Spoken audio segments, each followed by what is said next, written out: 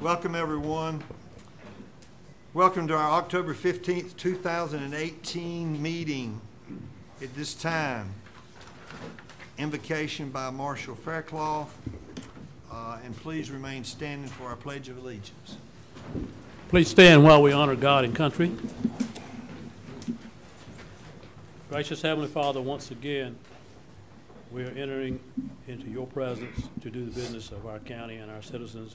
We ask that each of us, as we deliberate, that we keep in mind the goals and the ambitions and the needs of all of our citizens. We ask your special blessing upon those victims of the recent hurricanes, and we pray that your guiding hand would give them the resources and the direction in which they need to go. We ask these things in your name. Amen. Amen. Now, at this time, I'm going to ask a special young lady if she would lead us in the Pledge of Allegiance. Let me introduce her. First of all, she's the daughter of Chris and Lisa Hester. She's my granddaughter. and her mom, Lisa's here. Where you at, Lisa? Dad and big sister Lexi, who has stood where she is standing right now, are at Omega Sports for cheerleading practice. Addie's a second-year cheerleader as well at Omega Sports, but tonight is not her practice night. But she is in the AG program as a second grader at Glendale Elementary School, and just all-around sweetheart. So at this time, Addie, when you're ready. Addie, when you're ready. I pledge allegiance to the flag of the United States of America and to the republic for which it stands, one nation, under God, indivisible, with liberty and justice for all. Addie, would you mind coming around and let us shake your hand, please?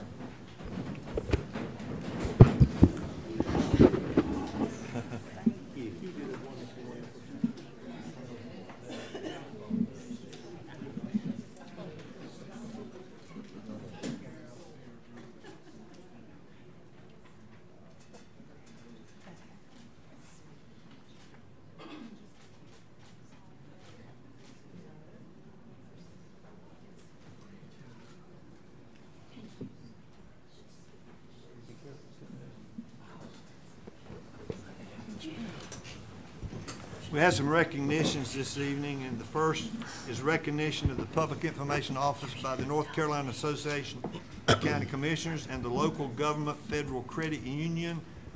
County Manager Amy Cannon. Yes, sir. Mr. Chairman, we're pleased this evening to have a representative from the North Carolina Association of County Commissioners, Mr. Matthew Gunnett, and he's going to make the presentation. Thank you, Ms. Cannon. Also, go ahead, Matthew. Thank you, Ms. Cannon. I'm the Membership Services Coordinator for the North Carolina Association of County Commissioners.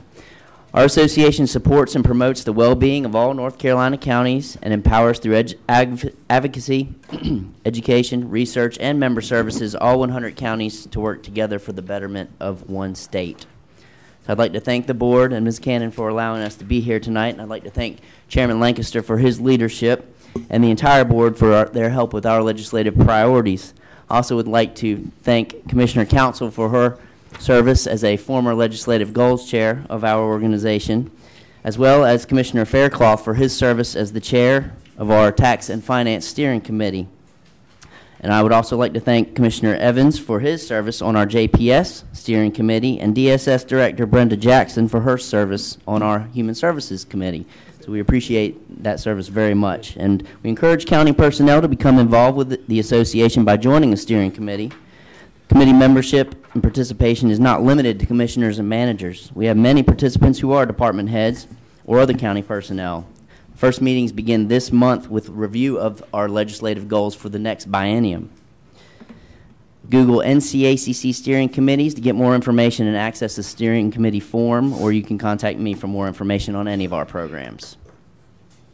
So this is the best part of my job and the reason we're here. It's fitting to note that Ralph Kettner, native of Rowan County and co-founder of Food Town, now known as Food Line, began this awards program as the Employee Productivity Awards in 1991.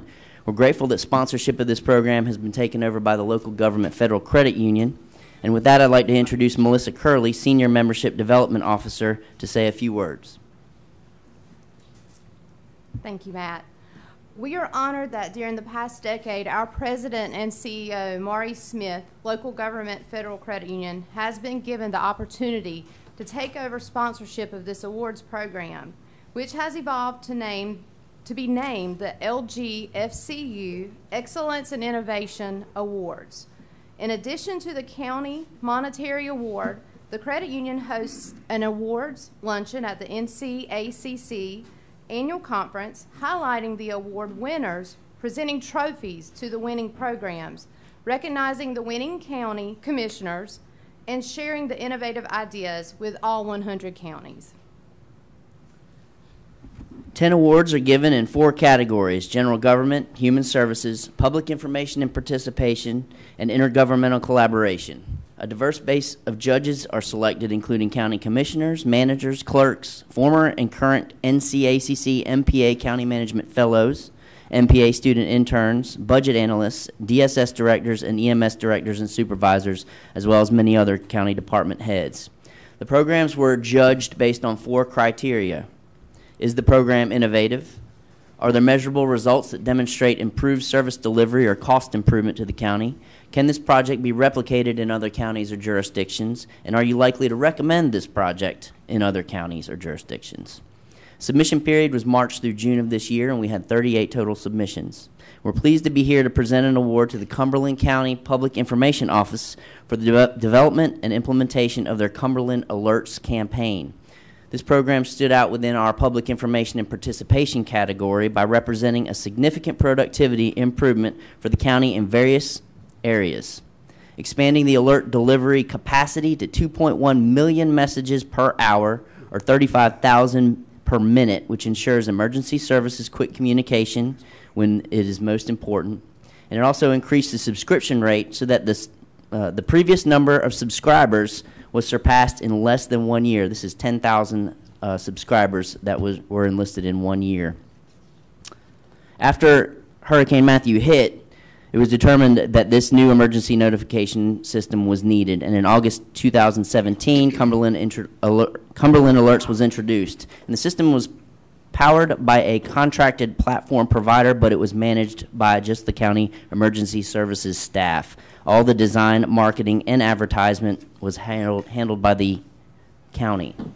Team members for this project include Sally Shutt, Assistant Manager and Public Information Officer, Claudia Sievers, Graphic Design Specialist 2, Genevieve Mankel, Marketing and Communications Coordinator, and John Souls, Public Information Specialist. And with that, I'd like to turn it over to Ms. Shutt to speak a little bit about the program.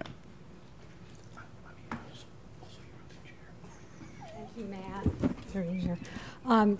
I'm very proud of the team for developing the campaign, the marketing campaign for Cumberland Alerts, because they took it very seriously, the responsibility that you had given when the commissioners approved changing to Cumberland Alerts so that we could better reach our citizens. We took it as our responsibility then to market that alert system so that they knew how important it was to sign up. So Claudia, through her wonderful graphic design, came up with the logo that Emergency Services approved, and then we pushed out videos, social media alerts, press releases, advertising, and just a full campaign. And so I'm very, very pleased and excited for our team. So thank you, Matt. All right, so without further ado, the local government Federal Credit Union and the NCACC are pleased to present a check for $1,000 to Cumberland County for the Cumberland Alerts campaign.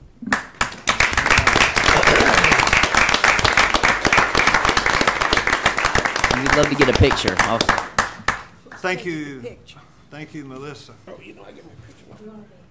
Yeah. Let's take a picture. Yeah. Okay. Yeah. That's the worst thing. We don't know who's going to take the fire off too. Yeah. There's no one even up there. It's just- yeah, we're already taking 2 photos. Yeah, where's the 1,000? This is the first time John's been on this side of the camera. Kelly is taking pictures. Good job, Kelly. Good job. Oh, okay. You might endorse it. All right. Hey, my friend, thank you. God bless you.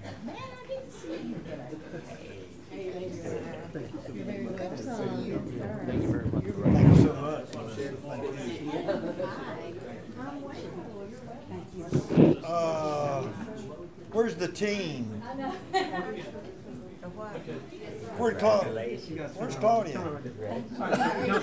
The difference when I was down there, they put the camera down.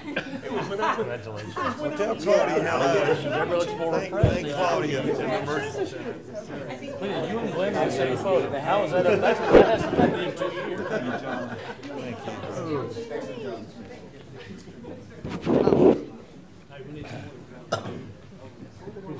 Don't spend it all at one place. Mr. Chairman, before we move to the next item, I do want to note that the Cumberland Alerts also won a national award. In September, we were awarded at the C3 CMA conference, a marketing award and a communications award also for Cumberland Alerts. So. Thank you.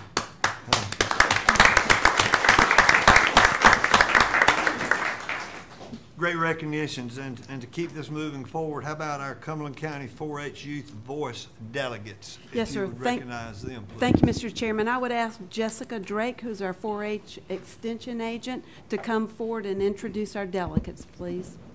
Wonderful. Thank you so much for having us this evening. I'm Jessica Drake. I'm the 4-H agent at Cumberland County Cooperative Extension, and it is my pleasure to be able to work with our young people ages 5 to 19 here in Cumberland County and on Fort Bragg. We have quite a few young people, over about 2,000 youth that we work with every year, and we specialize in youth development, and we do that through building life skills in our young people. Every year we have the pleasure of recognizing 1 or 2 of our young people and allowing them to be our delegates to the North Carolina Association of County Commissioners annual conference. And this year we had two wonderful people to represent Cumberland County. We had Mr. Alasdair Ray, who is part of the Youth Council. He also is a shooting sports member, part of the Midday Club, and also our STEM program. Miss Marla Hughes is a wonderful young lady as well, and she also serves on our Youth Council. She's part of our Teens in Action, which is one of our newest programs, as well as the Peace 4-H Club. It is my wonderful privilege to be able to introduce them to you this evening and let them share with you some of their experiences from the meeting from August 24th and 25th and what they've learned from this experience that is made possible by you folks. So thank you so much for this opportunity and your continued support in putting into our young people. So thank you. Hello everyone, my name is Alasdair Sebastian Ray. First, I'd like to thank the North Carolina Association of County Commissioners, the Cumberland County Commissioners, and my 4-H Extension Office. I was honored to attend the 9th Annual Youth Voice Delegate Program. There were so many highlights of that trip because it was such a great experience, but I only have time to talk about one. And I'll have to tell you about the county's bottom line board game. I don't know if you ever heard of it, but in this board game, you act as county commissioners, and you have to make decisions that impact your county. And it really just shows how difficult your job is.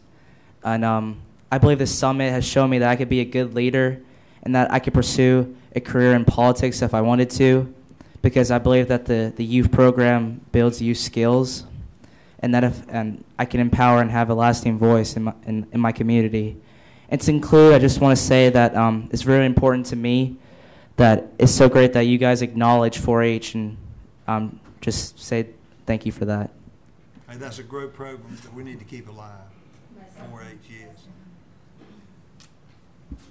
Good afternoon. My name is Marla Hughes, and I was honored to be able to go and be part of Youth Voice. It was such a great experience and a big eye-opener. I learned so much about from teamwork to learning about our personalities and how we can work together as a team. My favorite activity was when we did a quiz about our true colors, and I was able to share this with my club, and we were able to figure out what our personalities were and how we can work better as a team and as a club. I just want to thank you all so much for being able to let us be there. It was a very good experience, and I really hope to be able to do it again sometime. Thank you. Thank you. Mr. Chairman, I had breakfast with both of them at the conference, and I will tell you there were a lot of youth at the conference, but they stood out head and shoulders at that conference. Enjoyed breakfast with you all. Conversation was good, and I think that when they come back here, and I think it's only fitting if you look at our agenda that we've got the people from the Partnership of Children and Child Advocacy and got the judge here. I think it's what this community is built on, and I want to thank you all for taking the time to come up there and be there in Hickory. I mean, it was not like we were going to D.C. or anywhere where a lot of folk want to go to, but I think that it was Hickory, man. Come on, it was Hickory. But thank you all. You're thanking us, but we want to thank you all for representing Cumberland County, and you did an outstanding job. I think their parents are here to ask them to stand up to tell you your kids did a tremendous job. You ought to be proud of them. We ought to give them a great round of applause. I think your mom's here. Thank you all. Come around, please.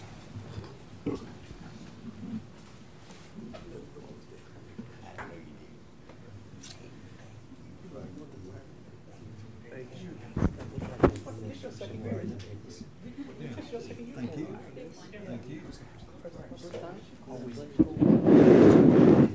Anytime you want to.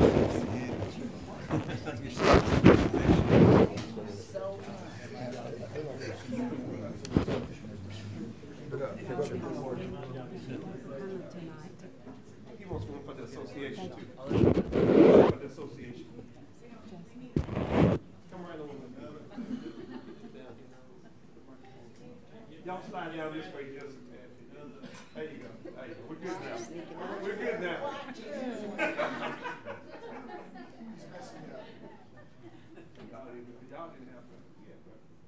Look at him first. Okay, now let me get mine. Ready? Okay, 1, 2, 3. I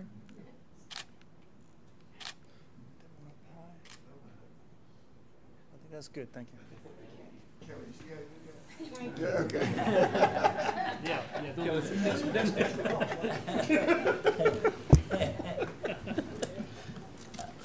We also have this evening 2 students from the Fayetteville Cumberland County Youth Council. May I introduce Shelby McLam and Kennedy Williams. Would you please stand up? Do you have any words of wisdom you'd like to share with us at the microphone? Come on up and tell us a little bit about yourselves, where you go to school and etc. Okay? Well, and thank you for being here this evening. Thank you. Okay. Hello, everyone. My name is Kennedy Williams. I am a senior at Cumberland International Early College High School. I am also a senior class president, and I am a historian at the Youth Council. Hello, my name is Shelby McLam. I'm a senior at Pine Forest High School, and I'm here as the communications officer for the Fayetteville Cumberland Youth Council. All right. Well, come around. Don't even go there. You'll never know who the Pine Forest folks are.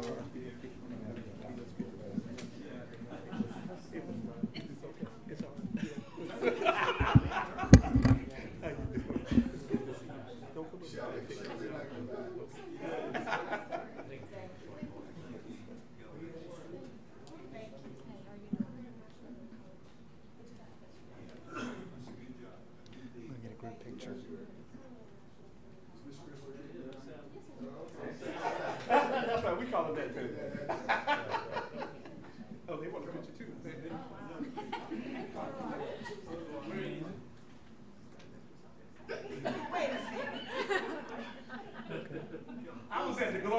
Y'all want it to go over there. Okay, 1, 2, 3. Oh. Okay, that's good. Y'all need to come to the glow room. You Sam. Did you run? I didn't ask you all of that. We are at the public comment part of our meeting this evening. County Manager, would you read the public policy agenda part? Yes, sir, I will, Mr. Chairman. Thank you. The public comment period is an opportunity for the Board of Commissioners to hear concerns of the citizens. The public comment period shall last no longer than 15 minutes. Time may be extended at the discretion of the board. Each speaker will have a maximum of 3 minutes to make remarks until the 15-minute time limit is attained. No time may be yielded to another speaker. Persons, as they approach the lectern, please give your name and address. Thank you, Mr. Chairman. Okay, Madam Clerk, any speakers? This evening you have 4 speakers. Okay. Our first speaker is Mr. John Watkins. John Watkins, front and center. Do we have a John? Anybody want to speak for John? Come on, we need our picture taken again. Glenn wants another photo. All right, number 2. Our second speaker is Chief District Court Judge Robert Steele. Thank you, Judge. Come on, Judge, you can have There will be no picture. Okay, thank you. Yeah, thank you. My name is Robert Steele. I'm the Chief District Court Judge. My address is 117 Dick Street. It's my habit to give you an update on our numbers. Clearly, September was impacted by Hurricane Florence in particular. First off, there were 43,641 citizens that came through our doors, with 5.5 days of closure added upon that. It's right in tempo. There are a little over 15,000 hearings cases that were scheduled. I've got to thank county staff. They've worked with me for the last 3.5 years as chief, working, reconfiguring, of course, the clerk of court, the sheriff. There are many others that are involved, you all indirectly. But what that has allowed us to do is, with 5.5 days of closure, as an example, we had close to 90 domestic violence civil protective order hearings that were displaced, 33 temporary custody hearings where there's an emergency basis for some reason for the hearings to take place, and literally by the first week in October we had caught up in those and other areas because we have had the room, and the reconfiguration allowed us to double up on judges to get hearings quickly rescheduled instead of putting them back in the hopper and taking a 200 case day and turning it into a 300 or 500 case day. So I want to thank all of you and thank county staff in particular as our partners in allowing the citizens to have their legal needs met. I cannot ask for a better team to work with, and I thank you. Second, and it's also a thank you, during the hurricane, I think I saw nearly all of you at the Emergency Operations Center at some point in time or another. These folks were working 12-hour shifts, doubling up, and they just ran 12 hours and then took it off and went back. They were showering in the law enforcement center. It involved DSS, volunteer shelter organizations, PWC people, every law enforcement agency, all of these folks that you rely on so heavily, and I don't think the public has any idea of the devotion and effort that they put forward, not to minimize what has happened to our citizens, but to simply say what a great team you've assembled. It's to your credit, and they are great folks that went well above and beyond, if I can add that. From the court standpoint, October is Domestic Violence Awareness Month. Another displacement from the weather came from Michael. The domestic violence vigil is this Thursday at 5 o'clock, front courthouse steps. Another county appreciation goes to your public library. The silhouettes for Remember My Names, these are the cutouts. We've had 8 homicides this year that are a result of domestic partners or parent on child or caregiver on child homicides. So it'll be in memory of them. You'll see the figures in the library, and I'll simply say I continue to appreciate the partnership that I have in working with each of you with and for our citizens. Thank you very much. Thank you, Judge. Thank you. And if I may, there is a reoccurring theme, and it is thanks to our county staff. It goes without saying that, you know, all the dedication and professionalism, and whether it's recovery or, you know, declaring this, declaring that, but for our staff, it's, and how about let's give in this Cumberland County staff an applause, okay?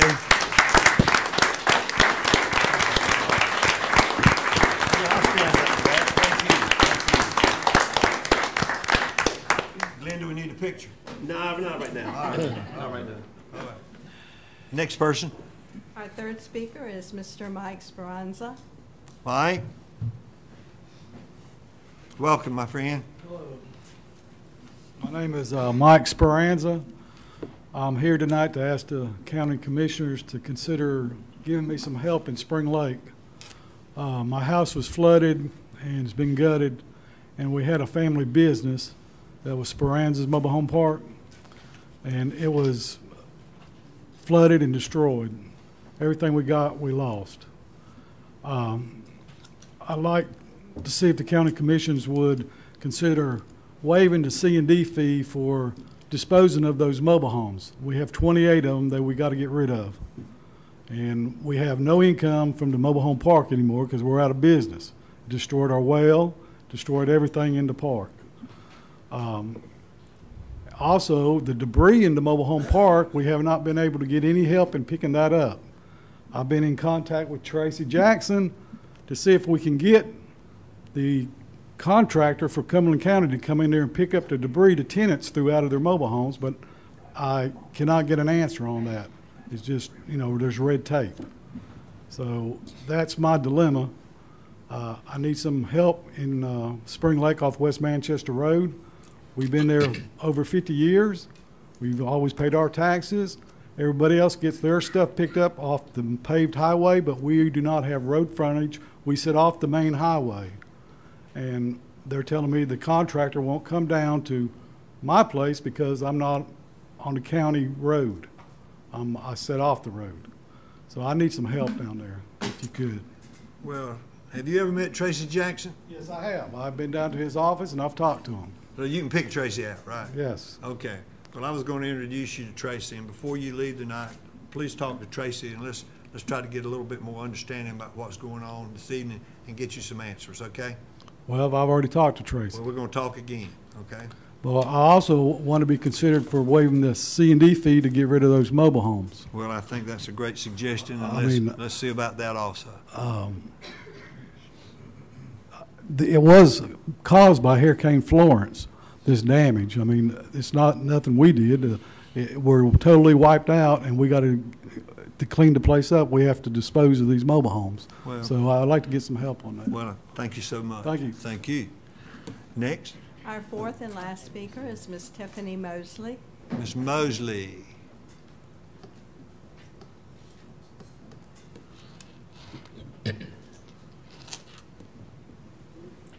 Welcome. Thank you.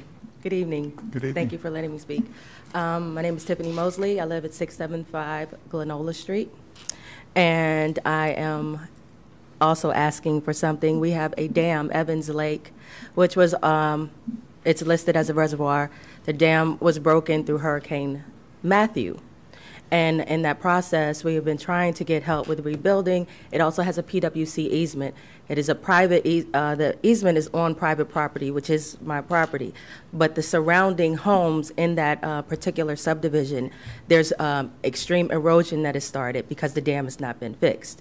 So because there's a PWC easement, as well as it being a reservoir, I am asking for help for that dam to be restored in that particular area. That's it. Any questions? No. No. So what steps do I take? We've talked to PWC. We've had engineers out there, and yet there's been no clear path on what to take. Engineers from? There have been different private engineers, Okay. city engineers. Okay. How about, are you going to be around for the whole meeting? If I need to, yes. Okay. See this guy right here, this is Mr. Rick Moorfield. He's our attorney. you might want to, also our liaison to PWC is Commissioner Michael Boos. And I'm sure we can find some folks here this evening to help you and get you directed in the right path, okay? Okay, thank you. And thank you for coming. Mr. Chairman, yes. What dam was that again? Or what? Evans Lake. Evans Lake. Where's that located? Yeah. Yes. What's the subdivision called, and about how many houses are we talking about? Well, it's on two different subdivisions of where the lake is, but Wildwood, yeah, and then on the other side is Randolph Street. You know. Thank you. Thank you. Is any more speakers? There are no further speakers. Okay.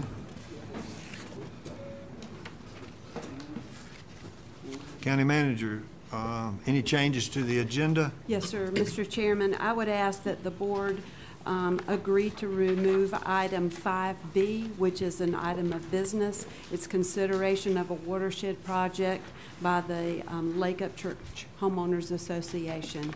Okay. In addition to that, I would ask under closed session that we add a personnel matter under 143, 318, 11A6.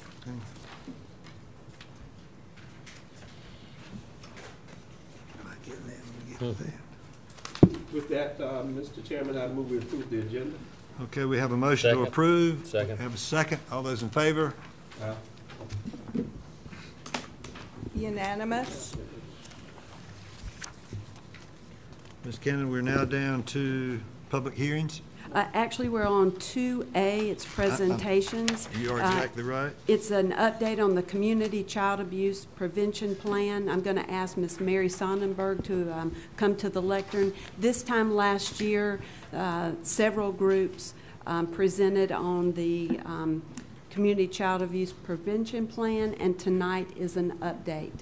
Thank you, Mary. Hi. Let's see if I can get the PowerPoint up.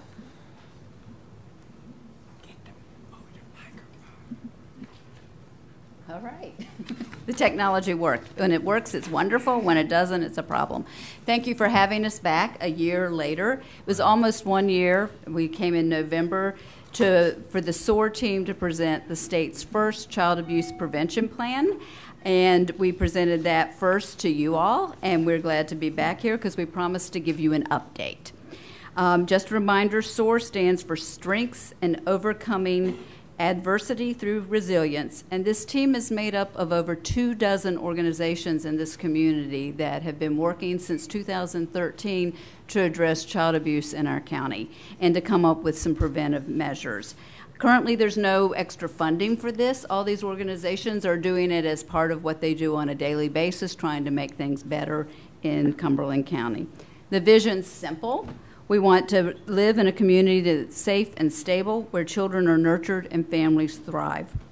This will be achieved by building, let's see if this works, a suite of prevention as well as intervention services. So we really want to start on the front end and see if we can make a difference. The team has set an aggressive, we call it our bodacious goal, of reducing child abuse and maltreatment by 90% by the year 2030. That's pretty aggressive, and we do think it's doable. And I'm asking Sharon Moyer to come up and go through our progress. We'll spend a few minutes. We do have members of the SOAR team and the Prevent Child Abuse of North Carolina here as well, and so there'll be time if you have questions. But we promised you we'd give you an update, and we've actually made a lot of progress in a year. Thank you, Mary. Good evening. How are y'all today? We're very excited to be here. We know to achieve our goal that we'll have to enact large system change. We have all heard that the journey of 1,000 miles begins with a single step. So tonight we're going to tell you what our steps have been. We know that to do this we have to enact large system change. We know that won't happen quickly. It won't happen overnight. And we don't expect to see a measurable impact in our community for at least 3 to 5 years. So where are we right now? And what steps are we taking to meet our goal and enact this system change? Well, our SOAR team has 3 focus areas: community engagement, data and research team, and parent engagement. Community engagement's goal is to engage, empower, and educate our community. We're doing this through reaching 5 objectives. The first one was to create a logo and a tagline. We got that down pat. Create a web presence and a widget for all of our partner agencies and organizations, and we've completed that as well. To engage the community and gain support for the Child Abuse Prevention Plan by presentations and gathering resolutions of support. We've currently gathered resolutions of support from 50 agencies and 976 individuals. And empowering the community by showing the 1-hour screening of the film Resilience, the Biology of Hope and the Science of Stress, and also educating our community by providing protective factors training. Protective factors training is a multi-module training course. And then, of course, we need a data and research team. Their goals are to monitor the progress of achieving our goals and objectives and benchmarks, and we do that through establishing metrics to track the 90 by 30 goal, to assessing data to inform future implementations of SOAR, and we're currently gathering the data from our first year, to map the continuum of care services in our community. Right now we've outlined and established what is in our community, and that map is in review to make sure that we have all of the early childhood services in our community mapped. And then, of course, identifying needs and priorities to assessing resources. And this is also in progress, and we're using the Partnership for Children's Family Needs Assessment tool for that. And then parent engagement. The goal is to ensure meaningful parent and youth engagement in all aspects of our program planning and implementation. We want to provide support for parents, to engage our parents, to provide training and workshops, and to foster parental resiliency. We are doing this through the Parent Cafe model. We have 28 individuals trained in the model through a partnership with the Be Strong Families organization, which is a national organization that helps families grow stronger from the inside out. Parent cafes are a series of group conversations. The cafes are a physically and emotionally safe space where parents and caregivers talk about the challenges of raising a family. They're through individual deep self-reflection, and peer-to-peer learning. Participants explore their strengths, learn about the protective factors, and create strategies from their own wisdom and experiences to help strengthen their families. You'll like this part. Cumberland County is a leader. We are a leader in this effort to reduce child abuse and maltreatment. State officials chose Cumberland County to lead the parenting program called Triple P. You all received an email from me about that. Triple P stands for Positive Parenting Program. It's an 18-county regional program, and officials say that they chose our community for this because of this plan. This is the first such collaborative approach to child wellness in North Carolina.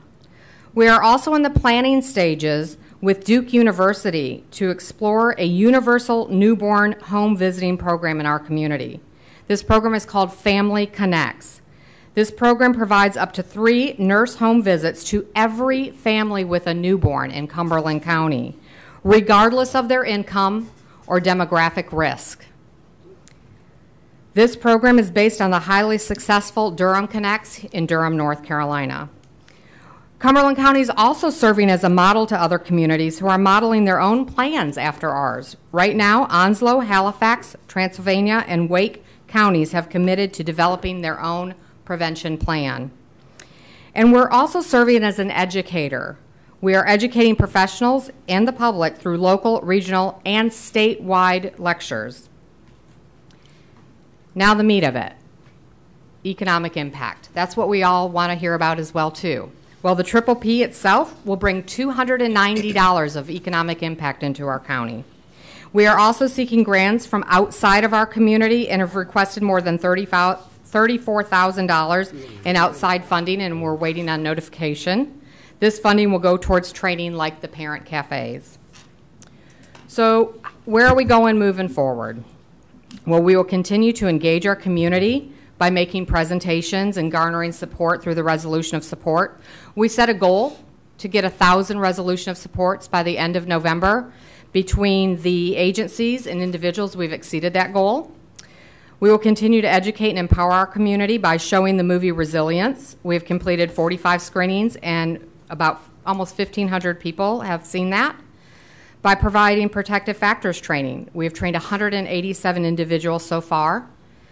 We will meet our goal to complete 12 parent cafes by June 2019. So far, we have had 3 cafes hosted, one by our SOAR team, another by the Cumberland County Schools and Giving Hands Association, which was open to the public, as well as Army Community Services. And we have 6 more scheduled, one through the Child Advocacy Center, one through Lafayette Baptist Church, 3 through Army Community Service, and another one through the Giving Hands Association. And we'll continue to monitor our progress in achieving our goals, objectives, and benchmarks and outcomes. And we'll not lose sight of why we're doing this.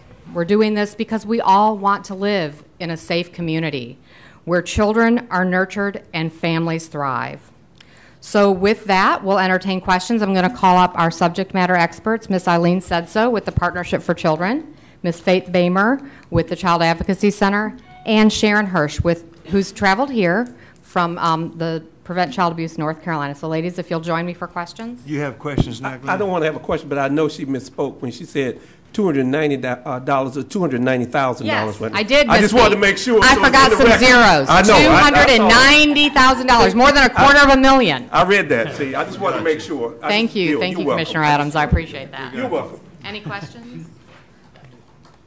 Michael? Yes, sir. Thank you. Are the engagement your 3 goal things, are those in a priority, or are those just 3 in random order? Like, you have the community. The parent engagement or the community engagement? Well, that's what I'm saying. Those 3. You have community engagement, and then the last one is parent engagement. Correct. Those are the 3 teams that our SOAR team, because we they're have not in a priority order. They're just no. Okay. It's like a board, and then the board has broken into committees to help achieve some of these objectives and goals. And how long is that movie, Resilient? It's about an hour screening, and we would love the opportunity for all of the commissioners and any of the staff to come and watch it. Yeah, We'll host a private screening. I know people love to watch us on reruns of these meetings over and over and over again, but it seems like some of our dead airspace or some of our time, we could free up an hour rotating we'll talk about that. To project that on our... I wish that I could, and my name is Sharon Hirsch, I'm with Prevent Child Abuse North Carolina. I wish that you would be able to do that. I would be asking every county to do that. But the film is copyrighted by the producers and directors of it, and I would doubt that you would have the rights to broadcast it over your airwaves. That would be a difficult thing to do. How do they give you limited okays for small groups to be educated? That's the agreement that you have to sign when you purchase the rights to screen the film. You can purchase the rights to screen them in particular areas or to screen them over the internet, but you're not allowed to broadcast them over the airwaves or broadcast it online, because then they won't make money.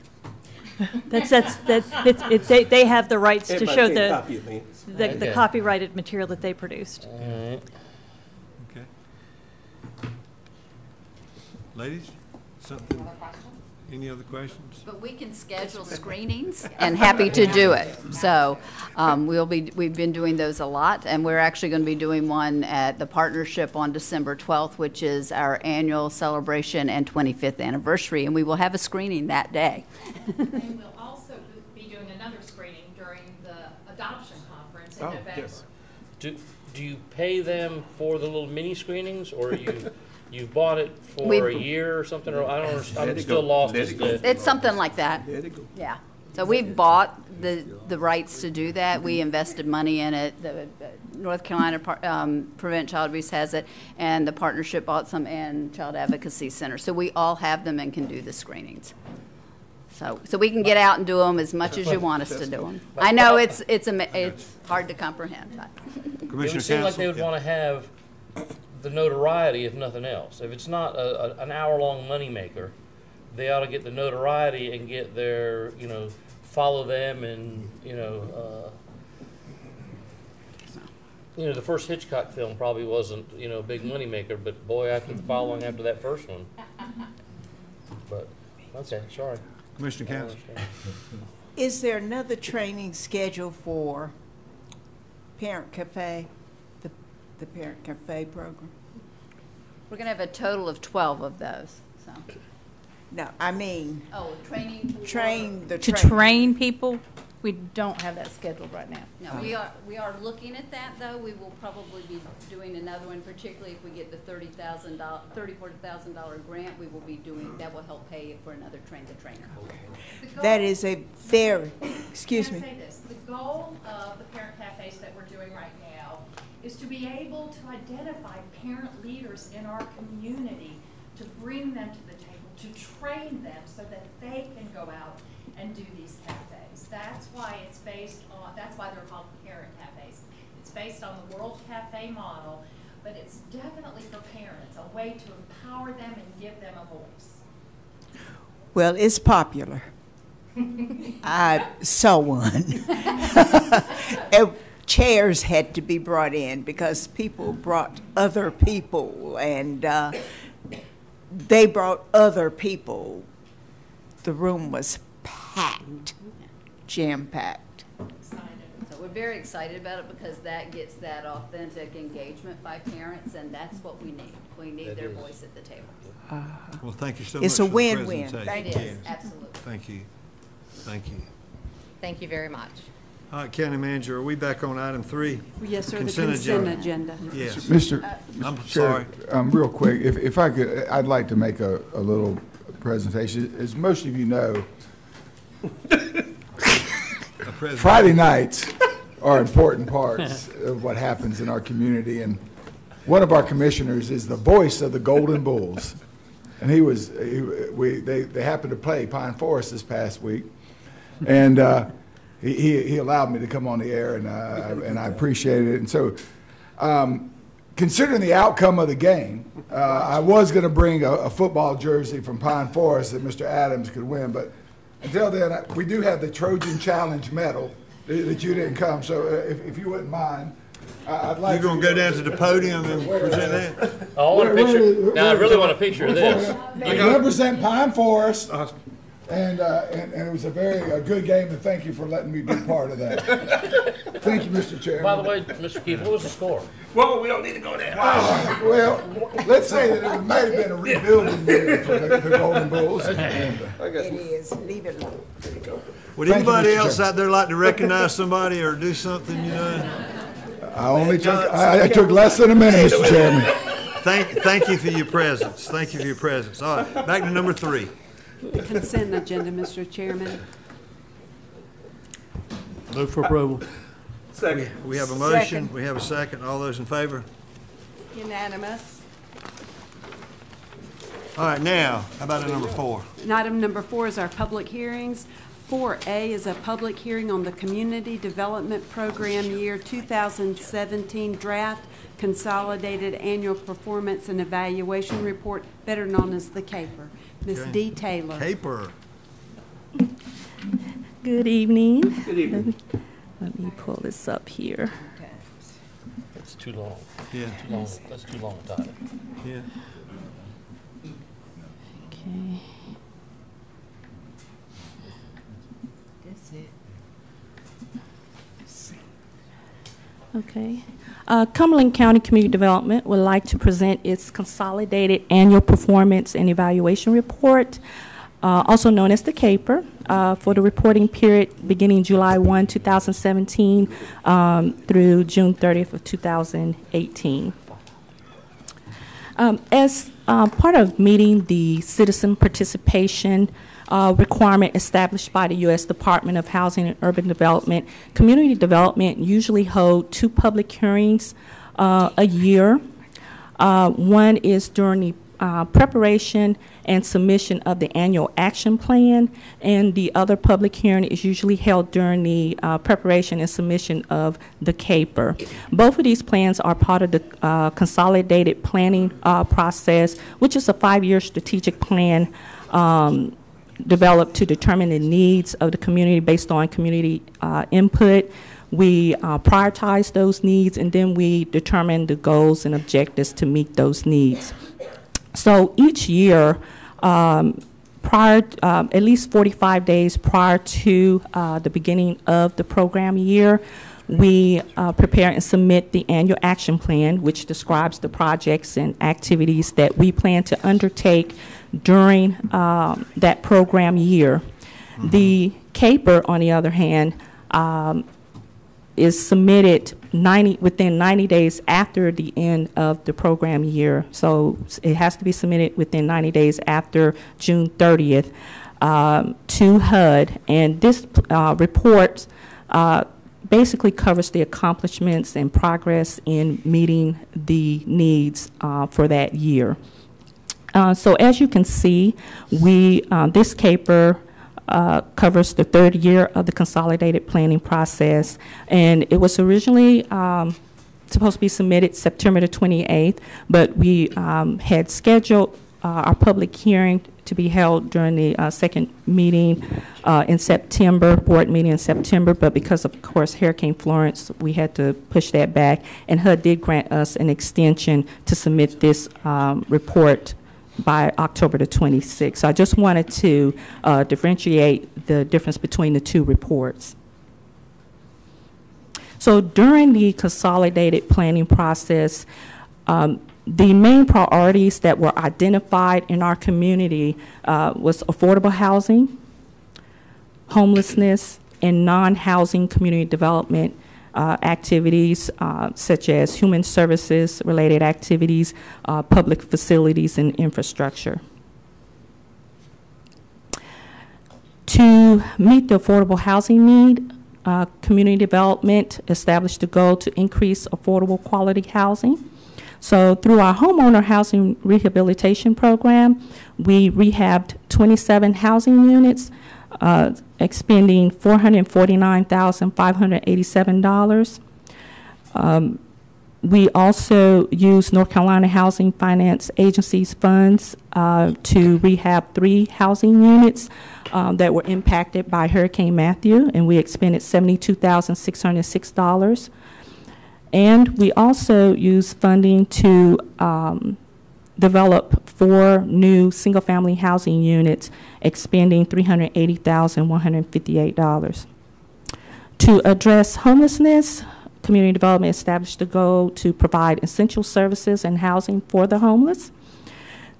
We applied through a competitive grant process for emergency solutions grant funding to provide rapid rehousing, homeless prevention, and overnight shelter through partnership with 3 agencies. We partnered with Center for Economic Empowerment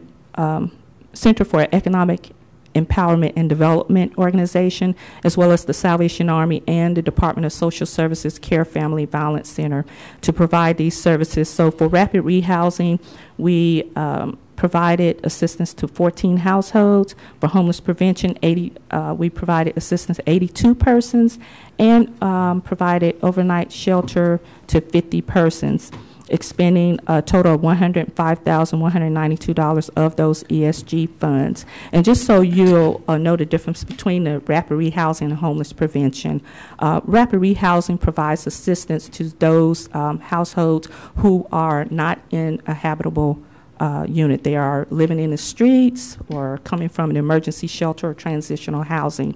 And so rental assistance and supportive services are provided to those individuals to help them basically obtain permanent housing. Homeless prevention funds are used to provide assistance to those who they're in a permanent housing, but they're at risk of losing that housing. Did you have a question, Commissioner? Just quickly on is the 105, is that the 3 of those total, or is yes, it the just 3 total for the total? Okay, so the top grid is 105 covers correct. The first 3, and the 161 carries the next 2. Correct. Okay. Yes, sir. Thank you. Community development also applied for continuum of care grant dollars through a competitive process also. These dollars are also HUD funded, and this is through a contract directly with HUD. The funding was used to provide transitional housing to homeless families with children that consisted of 12 households, and we provided permanent supportive housing and supportive services to five households, totaling $161,303. The permanent supportive housing was in partnership with Family Promise. They provided the units, we leased the units, and they also provided case management services to those households. To meet the non-housing community development need, community development established a goal to improve access to public services. And so we did partner with Better Health of Cumberland County, as well as Cumberland County Medication Access Program, to provide free prescription medication. And we also used the funds as match for our COC grant program, totaling $104,931, and we benefited over 3,000 persons. To also meet the need for non-housing community development, we established the goal to improve public facilities and infrastructure, where we expended $143,700 to renovate 6 housing units, used again to house those families with children who were experiencing homelessness. And so just to give you a overall picture of how community development block grant funds were expended, as you can see, majority of the funds went towards owner-occupied housing rehabilitation, consisting of 24% of the CDBG funds expended. 24% went towards housing project delivery, which is basically staff costs that are directly related to carrying out those housing rehab projects.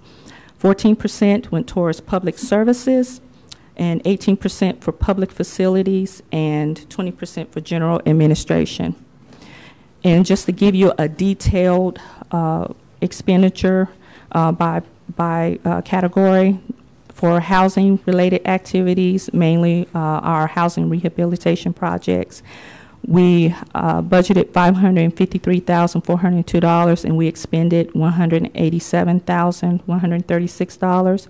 For project delivery, budgeted $311,040, and we expended $187,624.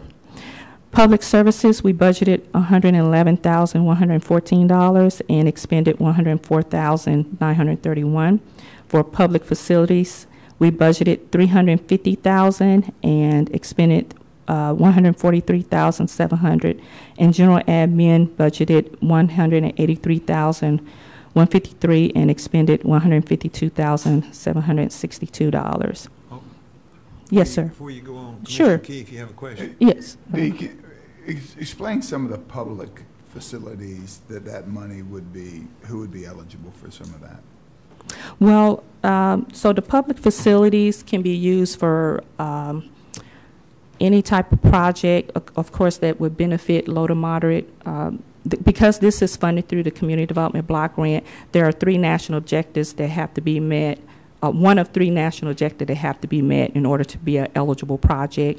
One is that it has to benefit low to moderate income persons, or it has to eliminate slum and blight, or meet an urgent need.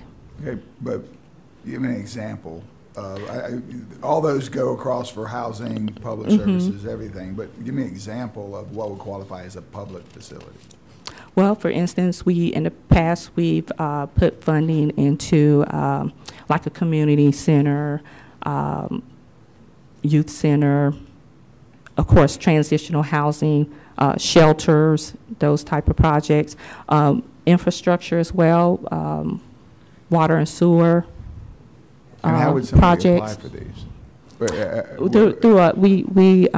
During the period between December and February, we usually prepare a request for proposal and solicit through that RFP prior to the upcoming program year. I don't want to belabor this, you can give me the information later, but it would seem to me that if someone was looking for water and sewer or a community center, that would ultimately come through us in some way, right? I mean, you're talking about water and sewer infrastructure, or are you talking about water and sewer assistance?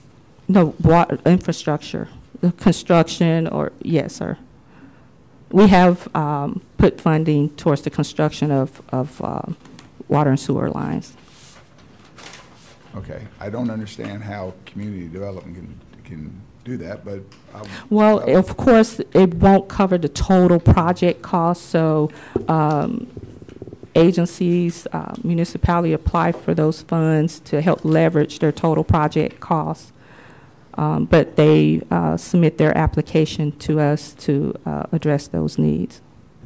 As an example, if I may, Sure, the go ahead. Norcrest Sewer Project that was, it's probably over 10 years old. There's community development funding in that project because part of the area in the project met the low to moderate income levels. Is that reoccurring fund? Yes. Yes. Now, of course, the funding levels change every year because it's based on HUD's allocations for each year. But yes, sir, to answer your question, it's available each year. Thank you. Commissioner Evans. Thank you, Mr. Chair. Quick question, and I want to make sure I heard you right. When you were talking about the funding as far as for community centers, what type of community centers are you speaking in terms of? Again, any type of community center that's open to the public. And again, it has to benefit low to moderate income persons. So if the community center is located in a low mod area, or if it's going to serve population where at least 51% of the service would be provided to low to moderate income persons, then it would be pretty much an eligible project. Okay. Let's go back to the homeless situation that was just discussed.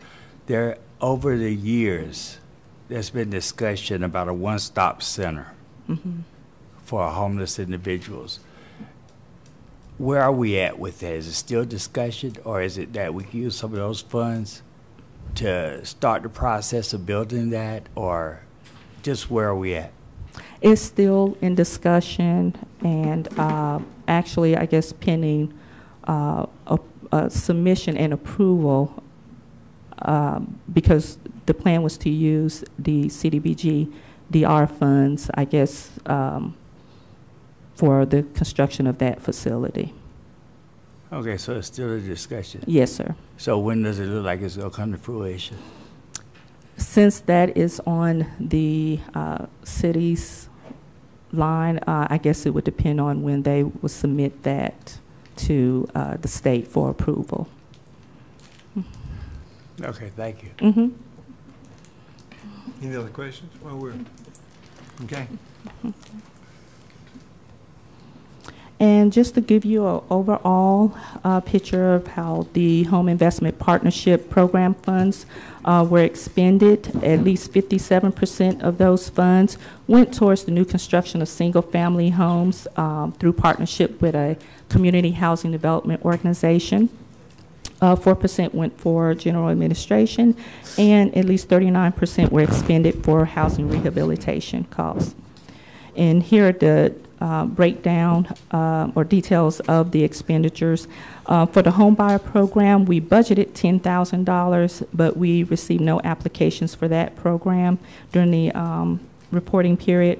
For general administration, we budgeted $70,222 and expended $25,228 during that period. For the housing rehabilitation program, we budgeted $343,019 and expended $262,451. The affordable housing development program, we budgeted $200,000 and we received no applications during that year. However, for this current program year, we actually shifted some funds to that program so that we can draw more interest from developers during our RFP process, as suggested by the board. And so for the Balsa Wood project, we budgeted $629,519 and expended $380,158. For the Continuum of Care Program grant funds, that is funded through HUD, We received $85,817,000 for the Robbins Meadow Transitional Housing Program for homeless families and expended $77,530. For the Care Center Transitional Housing Program, which is a program for victims of domestic violence, we received during the reporting period $60,294 and expended $46,250. The Safe Homes for New Beginnings program, which is again a program provided for single adults who are homeless and have a substance abuse disorder. We received $80,798,000 and so far expended $37,523. To help with match and leveraging of those programs, we use non-federal funds.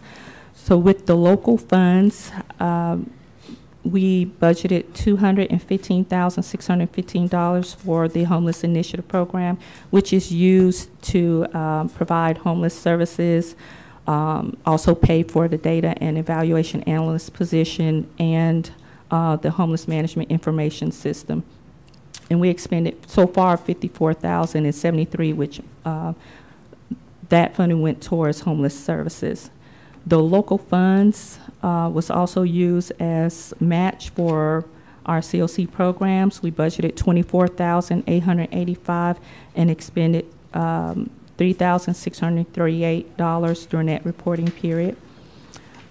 The North Carolina Housing Finance Agency funds, we received $150,000 from the agency and expended $72,606.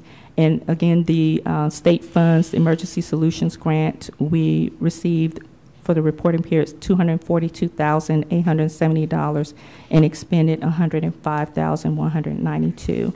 Mr. Key. Oh, did you? Excuse me, just real quick.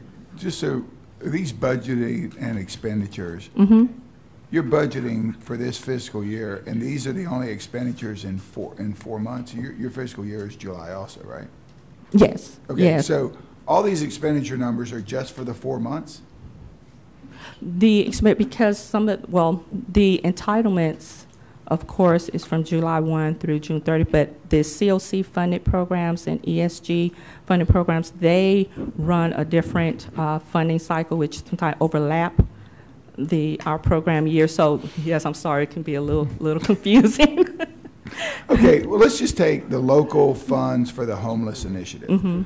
You have allocated in this budget year $215,615, but you have only expended $54,073. Is that all you intend to spend in this fiscal year, or is that all you have spent up to July through October or September? That program was a little late in kicking off, so yes, it was the latter part of the program year leading up to June 30th. Okay, I don't understand what you just said, Dee. Are we going to spend more money yes, on the homeless expecting initiative in this budget cycle? Yes, sir. We're expecting to spend more funds during this current. Are you just giving us like a first quarter snapshot? The expenditures that you see is just for the past reporting period up to June 30th of this year. Right. I think it's important to note that everything that she's reporting on is for the prior fiscal year. For July 1st, 2017 to June 30, 2018. Okay, so we had allocations for local funds for a homeless initiative of $215,000. And we only spent $54,000 on the homeless initiative. Is that correct? That is correct. Okay. Yes, sir. And remember, we didn't get the committee started right. until about mid-year. Okay. The homeless committee, the joint, we didn't have the agreement completed, and so right. that's why. Then why do we get the allocation? Well, it was expected, yes, and things just moved a little slower than expected. Tell me what I'm wrong. Okay. Commissioner Faircloth and then Commissioner Adams. Okay, can we conclude then that that money will be carried over for Yes, sir. future use? Yes, sir. And will there be an additional allocation that won't be prejudiced by that carryover? So that allocation consists of the city's 100,000 and the county's 100,000 contribution Okay. each year. Yes, yes, sir. Okay. And it was a 2-year contract. is that Correct. That's correct. I guess my question was kind of along, Marshall. If you don't spend it, and does eventually HUD come back and penalize us? I think that's where you get into. If you allocate all of this and you don't spend it, I saw another one was $553,000. We only spent $100,000. I mean, there's a whole lot of money just sitting out there.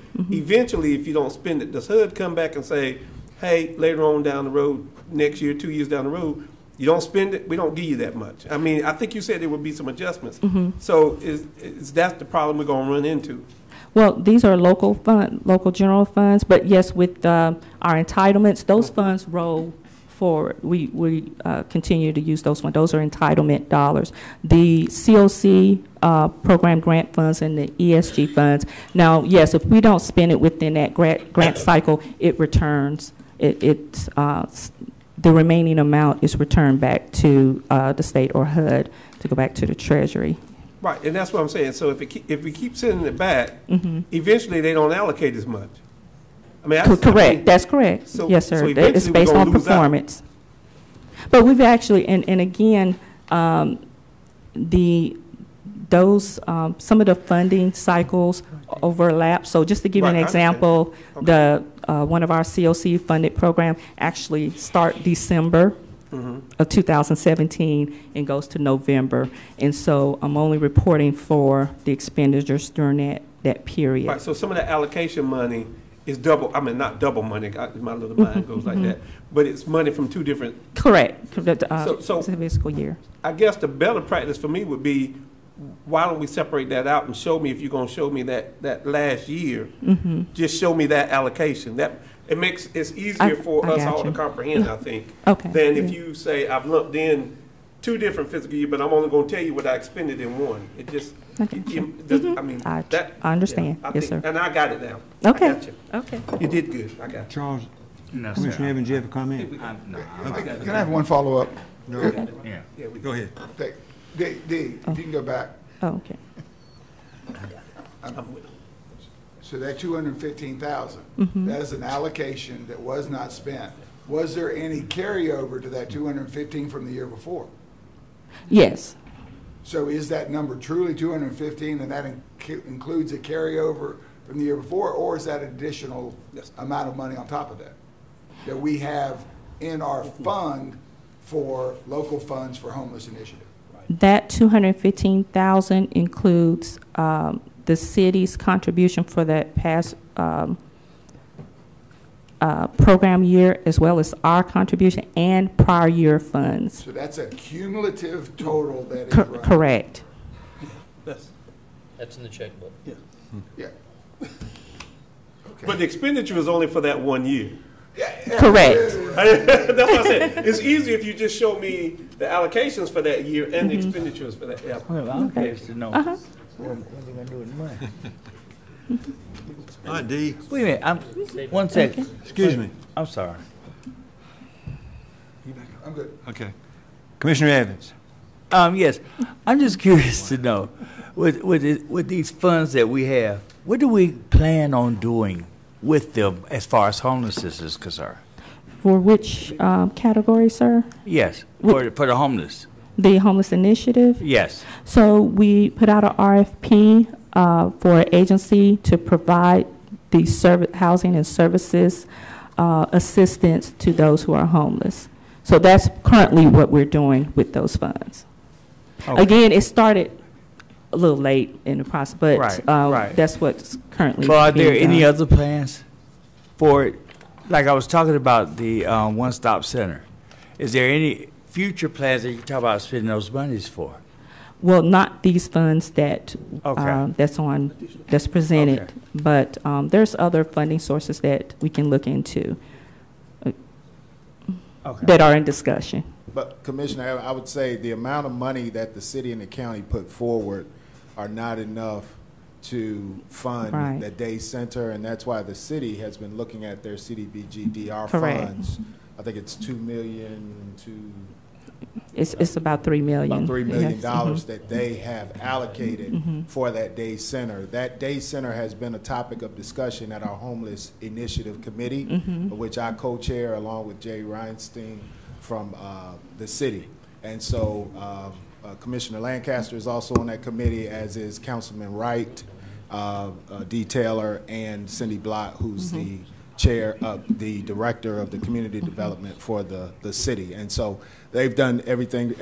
They've looked at site location for such a facility. They've taken site visits to South Carolina for other similar type operations. And so it has been discussion at this point, but we've done more than just discussion. We're actually moving the ball forward on seeing what we can replicate locally that makes sense within the funds that have been designated for such a project. But the approval for that still, as I understand it, has not been obtained.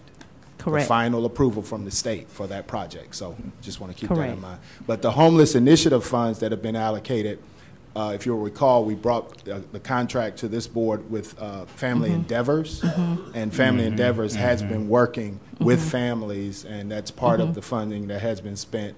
We will be bringing back updates to the board on And that's what is Right. happening. That's part of the building that you talk about out by the VA hospital, correct? Are you, the homeless transitional homes that you're talking about building out there, is those funds going towards that as well? No, sir. Okay. No, sir. These funds are going towards families that are at risk of being homeless, and us trying to make sure that if they need a light bill paid or if they need a rent Gotcha. paid, those types of things. Gotcha. And it's probably moving along a little better than maybe anybody realizes, Charles. Yes, it is, sir. Yes, sir. Yes. Yeah. Any other questions? D, anything else? No, sir.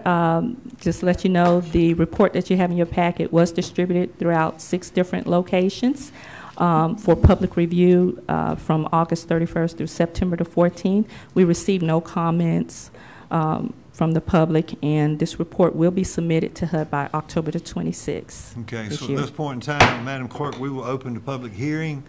Are we aware of any speakers? There are no speakers. Okay, we will close the public hearing at this time. Any more questions, any more discussion? If not, I'll call for a motion, a second, and a vote.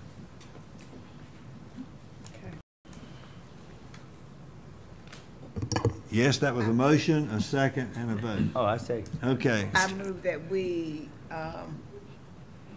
accept the presentation of the consolidated annual performance and evaluation report.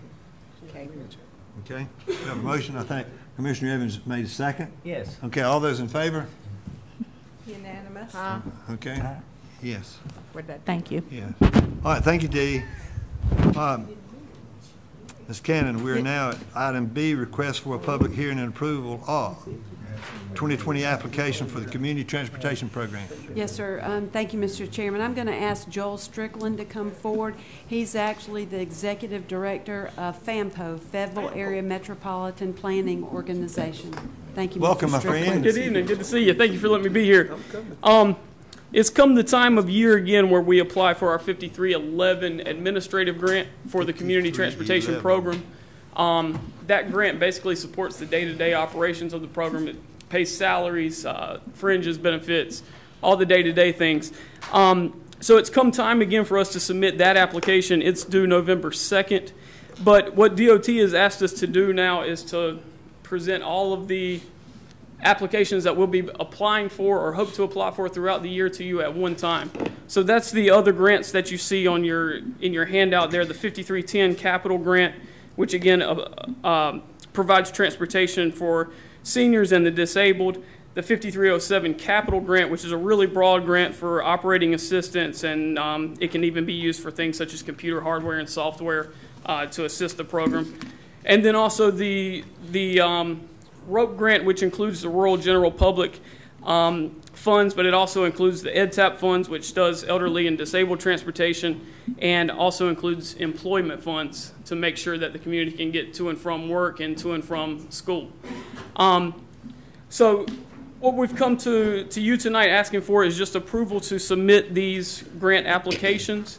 And upon approval, of course, we'll come back and this will be included in the budget for fiscal year 20. Okay. We will open the public hearing this time. Madam Clerk, we have any speakers? There are no speakers. Okay, we will close the public hearing at this time. Any questions or discussion about this?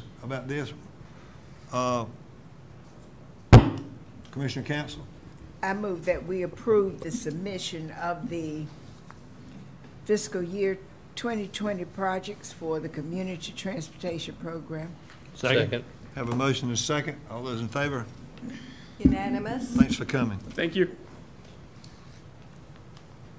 All right, we are now at the uncontested rezoning cases. Item Yes, sir. C. Item C is case P 18-31, Mr. Lloyd. Okay. Yes, ma'am. The first is a rezoning case. It's actually a downzoning of from RR to R40, 2 units per acre to 1. The planning staff recommended approval, and the planning board recommended unanimous approval, and there was no opposition. Okay. Mr. Chairman. I guess we need to open up. Okay. Need to open the public hearing at this time. Do we have any speakers? There are no speakers. Okay, no speakers. We will close the public hearing, and we will call for a motion. Okay. Mr. Chairman. Mr. Booth. In case P 18-31, I move to approve the rezoning from RR Rural Residential to R40 Residential and find it is consistent with the adopted South Central Land Use Plan 2015, which calls for farmland at this location. The farmland designation allows for 1 unit per acre with suitable soils for septic, and further find that approval of the request is reasonable and in the public interest because the district requested will provide for larger lot sizes than the current zoning in an area lacking public utilities. Well, we have a motion. Second. We have a motion second. All those in favor? Unanimous. Okay. We're now at P 18-31. P 18 what? P 18-30. 31, yes. Yes. Okay. 30. 30. Okay. Gotta have a public hearing, or do you? Mr. Lloyd. Oh, I'm sorry. 1830. Yeah. This is a rezoning from A1 to R40, 3 acres. There was no opposition, and it's consistent with the plan. Planning board recommended approval. Okay. We open the public hearing. Any speakers? There are no speakers. Okay. We will close the public hearing. Any questions or discussion? Okay. Somebody got that one pulled up? I've got it. Okay. I move to, in case P 18-30, I move to approve the rezoning from A1 agricultural to R40 residential and find that it is consistent with the adopted South Central Land Use Plan, which calls for farmland at this location. The farmland designation allows for 1 unit per acre with suitable soils for septic, and further find that the approval of the request is reasonable and in the public interest because the developed parcels, if approved, will be brought into compliance with the minimum lot size requirements. Okay, we have a motion. Do we have a second? Second. Second by Commissioner Booth. All those in favor? Unanimous. Okay. P 18-27. Yes, another case rezoning of A1 from A1 agricultural to R40, a little less than 4 acres, consistent with the plan. Planning staff recommended approval, and planning board recommended unanimous approval, and there was no opposition. Okay. Open the public hearing. Madam Clerk, any speakers? There are no speakers. Okay, we will close the public hearing. Any questions or discussion from any commissioners? Oh, I have it on here. Someone got that one pulled up? I got it. Okay, Commissioner Faircloth? Chairman, in case P 18-27, I move to approve the rezoning from A1 agricultural to R40 residential and find it is consistent with the adopted South Central Land Use Plan for 2015, which calls for farmland at this location.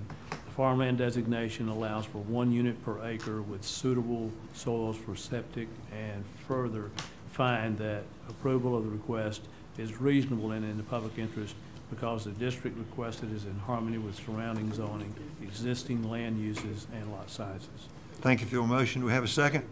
Second. Have a second by Commissioner Council. All those in favor? Unanimous? Okay. Now we come to P 1829, which I understand is contested. Yes, sir. The subject property shown in the hatched pattern is a little over, 2 1/4 acres. It's along Montana Road, a road which runs off Smith Road, which over to the far east off your screen would be Highway 87. Current zoning in the area consists mostly of A1, and there is some R40. Current land use shows single-family housing in yellow, with DW designating single wide and SW single wide, DW double wide. As you can see on most lots here, except with the exception of the subject property, there is only one structure per lot in current land use.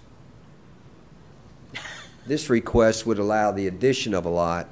Well, here's the aerial view of the subject property. Here's our contour map. The planning staff originally recommended approval of this rezoning, but testimony to the planning board, which you'll hear tonight, we only have opposition. The petitioner didn't show up at the planning board, and I don't believe they signed up here tonight, so there's opposition. But it came out at the planning board meeting that there's runoff from this lot to the corner lot shown there with the cursor. And adding another structure, there was concern by the corner lot, the neighbor, would contribute to that runoff. And upon hearing that testimony, and of course staff agrees after we went ahead and researched it with the contours at the meeting, that it would. So the planning board recommended denial of this. Actually, this is the land use plan. It goes against the plan. The plan calls for low density, which is actually a lot higher density than R40 or A1. It's actually around R7.5. So density isn't the issue, it's the runoff. And we believe that the reasoning was to put another structure on this lot, but as we pointed out in the land use slide, no other lots in that general vicinity have more than one structure per lot. So the planning board recommended unanimous denial of the request. Okay. And I believe there is opposition. Okay. We will open the public hearing. Madam Clerk, do we have any speakers? We have one speaker in opposition, Mr. Robert Downey. Mr. Downing.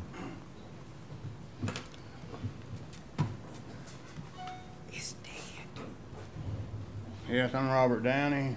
My address is 2096 Montana. I'm adjacent to that property. This road, we've lived down there for the past 30 years, 25 years of which I have maintained personally myself, nobody else. They're adding another structure, that's more traffic. The runoff from that property runs straight to mine, across my well, straight to the pond. That property originally, when we moved there, was 4 feet higher in elevation than ours. It is now 4 feet lower because that was a gravel pit, dirt pit. They removed all the good soil and there's nothing but clay left. So all the water, rain from Florence is still this deep out there, that yard, until it runs down mine. The clay does not absorb, so it just sits there. Mosquitoes, it's terrible. I just hope y'all agree with the board and deny this because we don't need more traffic. This property can't sustain another structure. It barely sustains the one that's on it. That's just going to put more traffic. I maintain the road, nobody else. Commissioner Adams, you have a question? No, I just had a motion. I have a question. Okay. I'm waiting for the public hearing. Commissioner I have a question. Which one is you, the left or the right? The left with the pond right there. So you're right there on the curve. The corner lot. All right.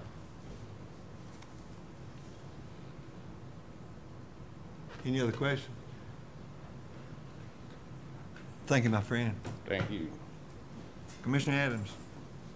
You got to close the public hearing. Yeah. No more speakers. We will close the public hearing at this time. Any questions or discussion? Commissioner Adams. In case P18-29, I move to deny the rezoning from A1 agriculture to R4A residential and find it's not consistent with the adopted South Central Land Use Plan 2015, which calls for low-density residential at this location, and further finds that denial of the rezoning is reasonable in the public interest because although the existing zoning is also not consistent with the low-density residential designation, possible runoff on the adjacent lots due to the sloping topographic is better mitigated by larger lot size with less development in the west. It is not in harmony with the surrounding existing land uses of one dwelling unit per lot. Second. Okay. We have a motion and a second. All those in favor? And that is unanimous. Thank you.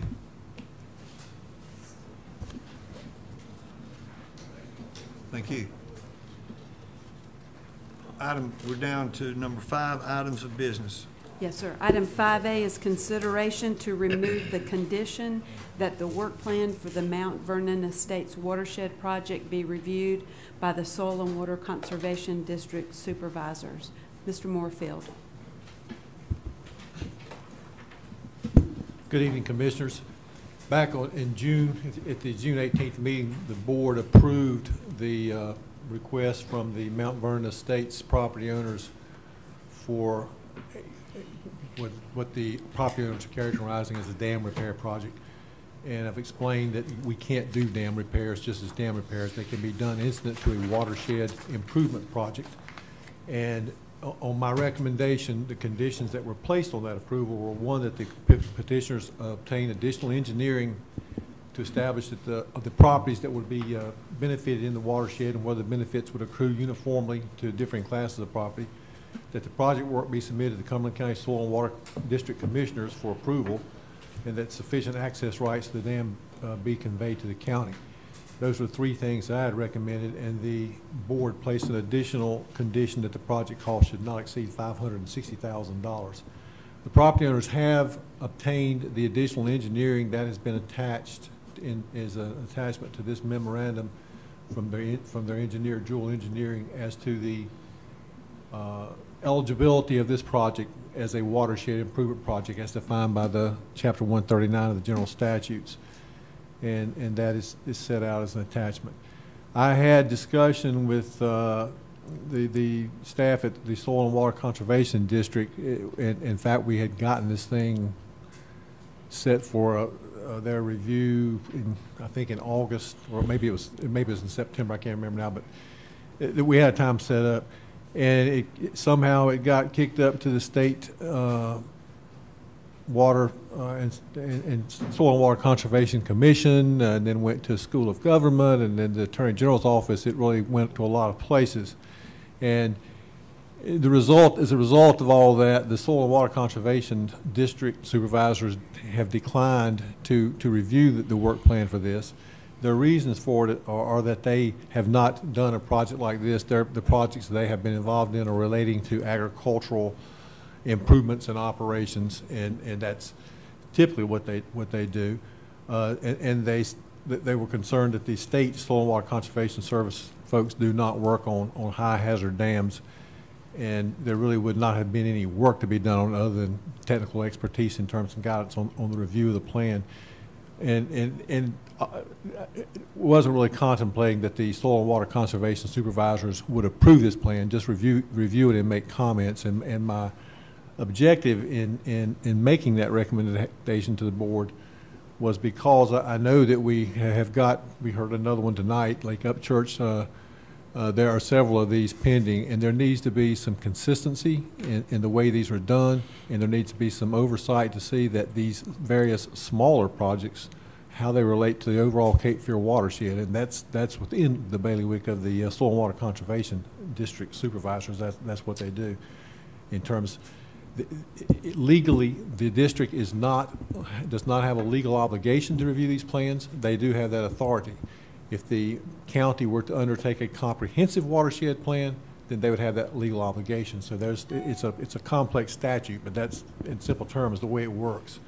So we're at a standstill in this, in the sense that because that condition was placed on it by the board and on my recommendation, and I don't think we can't do that because Soil and Water Conservation folks are declining to do so.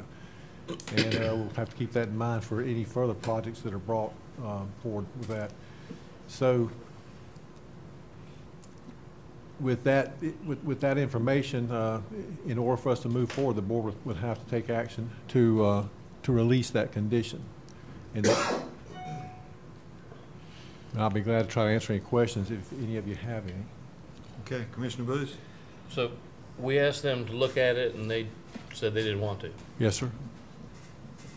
And they don't have, since it's not a comprehensive countywide plan, they don't have an obligation to. It was optional. That's correct. It was like another set of eyes on it or something we were asking for. Yes, sir. I mean, we don't have any staff technical expertise in this area, and that's what they do. That was part of the reason for it. Okay, and they didn't make any comments pro, for, against. They just didn't look at it at all. That's correct. Okay, thank you. We never actually made a presentation. The meeting was canceled. It was taken off the agenda for whenever it was, yes. Commissioner Campbell? Off the agenda. I actually got them mixed up. I'm stuck at this sentence that says that if we, in order to proceed with this project, we must remove the condition.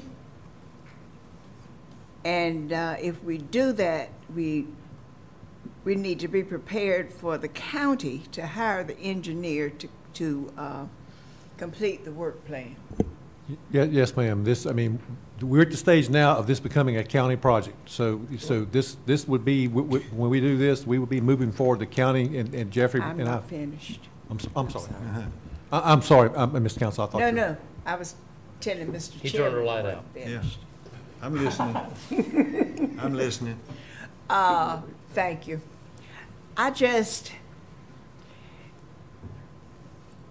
Do you know, or does Mr. Brown know how many dams have been breached? No, I don't know. I don't have that information. I know Lake Upchurch and the lady that spoke earlier today. I don't know if that's even in the county's jurisdiction. Thank you. But I do remember us getting involved in a case some years ago, about a decade ago, and we thought that it was going to cost, I think, $700,000 to $800,000. It ended up costing $3 million. 3.2. That was Lake Upchurch. 3.2 million. All right. All right.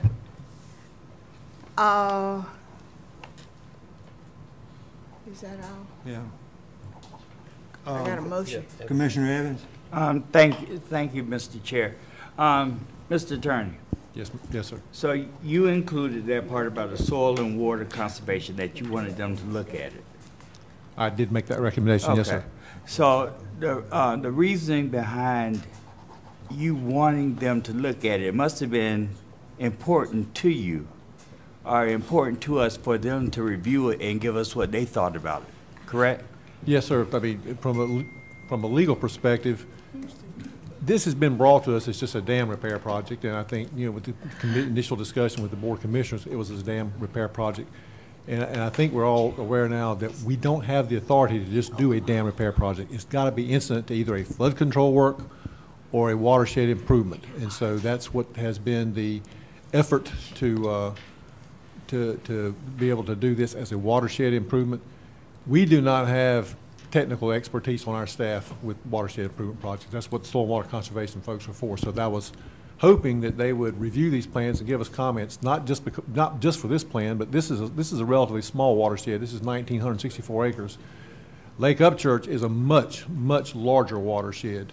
Mm-hmm. And I don't, all these watersheds constitute the Cape Fear watershed. So we need to make sure that we're keeping some consistency and understanding how one project will affect another project. Okay, and so with the Soil and Water Conservation District not wanting to, don't want to get involved pretty much, correct? Yes, sir. Okay. Thank you. I'm sorry, I didn't know you were right. Who were you thinking? Sir? Who were you thinking? No, I did. I thought you were finished. Oh, no, I'm not. So with their not being involved in it, what would you advise us? Well, we can't proceed unless we remove that condition because that was the action taken by the board. Okay, but I guess what I'm saying is, if we remove the condition, then we wouldn't be really following your suggestion. Well, because it wasn't offered to us. Unfortunately, my suggestion can't be followed because, I mean, that's the point I'm making. Thank you. Okay. Commissioner Keefe? Thank you, Mr. Chair. Well, we are in a bit of a situation here. Yes. Based on your why did you make that recommendation with not knowing that that's in their purview? Because what that's done is it's set us all back because the homeowners, based on your recommendation, I see a very detailed engineering consultant report that I'm sure was not done pro bono. And everything we've asked them to do, they've gone out just waiting on us, and now what we were supposed to do, we're not doing. But so I don't understand, why would we make the recommendation of the Soil and Water to look at it if Soil and Water is not willing to do that? Well, Mr. Keefe, I did not know that at the time, and I did not contemplate that they would not want to, look at it, because it was not a matter of them asking to be approved. They don't have the authority to approve it. It was just to review it and comment on it, particularly because of also Upchurch coming on. We need to use a consistent approach. I'm not sure that we'll even have the same engineers for those two projects. I mean, I don't know that we will. I appreciate that what you're saying is we need to have consistency on here, but we haven't done a very good job on this one because this has been happening. Everything that we've asked them to do, they've come to us, and now we come back and we say, oh, sorry, my bad, our stuff didn't come together. So if it's not important enough for Soil and Water to look at it, and there's no need for Soil and Water to look at it, then why don't we just remove it? That's where we're at right now, to remove that condition. Okay, so it's not a deal breaker then, in your opinion? No, sir, it was not a legal requirement that they review this. They have the legal authority to do it, but they don't have a legal obligation to do it. Okay, well, this was a controversial vote a month and a half ago when we did, or however long ago we did this, and I have by all means think it's probably going to be very controversial again tonight. But Mr. Chair, I'll start with a motion that we can the rest of us have a little say before you do the motion? You can have a say if it gets seconded. Yeah. Go ahead, it's fine. Well, right now, everybody's lights on but Jimmy, so I mean, let's just start. I mean, go for it. So I can't make the motion? Well, I don't know. Can he make a motion? He can make a motion. I guess he can make a motion. Yeah. You want to make a motion? Make a motion, we remove the Soil and Water condition on this project. Yeah. Second. We have a motion, we have a second. Now it's up for discussion. Now we can discuss. Okay. Mr. Evans, let's start with you. You're down there. Thank you, Mr. Chairman. Your light's on, my friend. Yeah, there's a dilemma here. There's a problem here. Because for one thing, the person that we depend on for legal services here to guide us in the right direction had made the recommendation that the Soil and Water Conservation people go have a crack at it and give us their opinion. They chose not to. And there's a reason why our attorney wanted them to do that. I just don't believe in my hearts of hearts that he did that just to be doing something. He has a concern about it, and as he said, the consistency of it. And this is something that we have not been doing.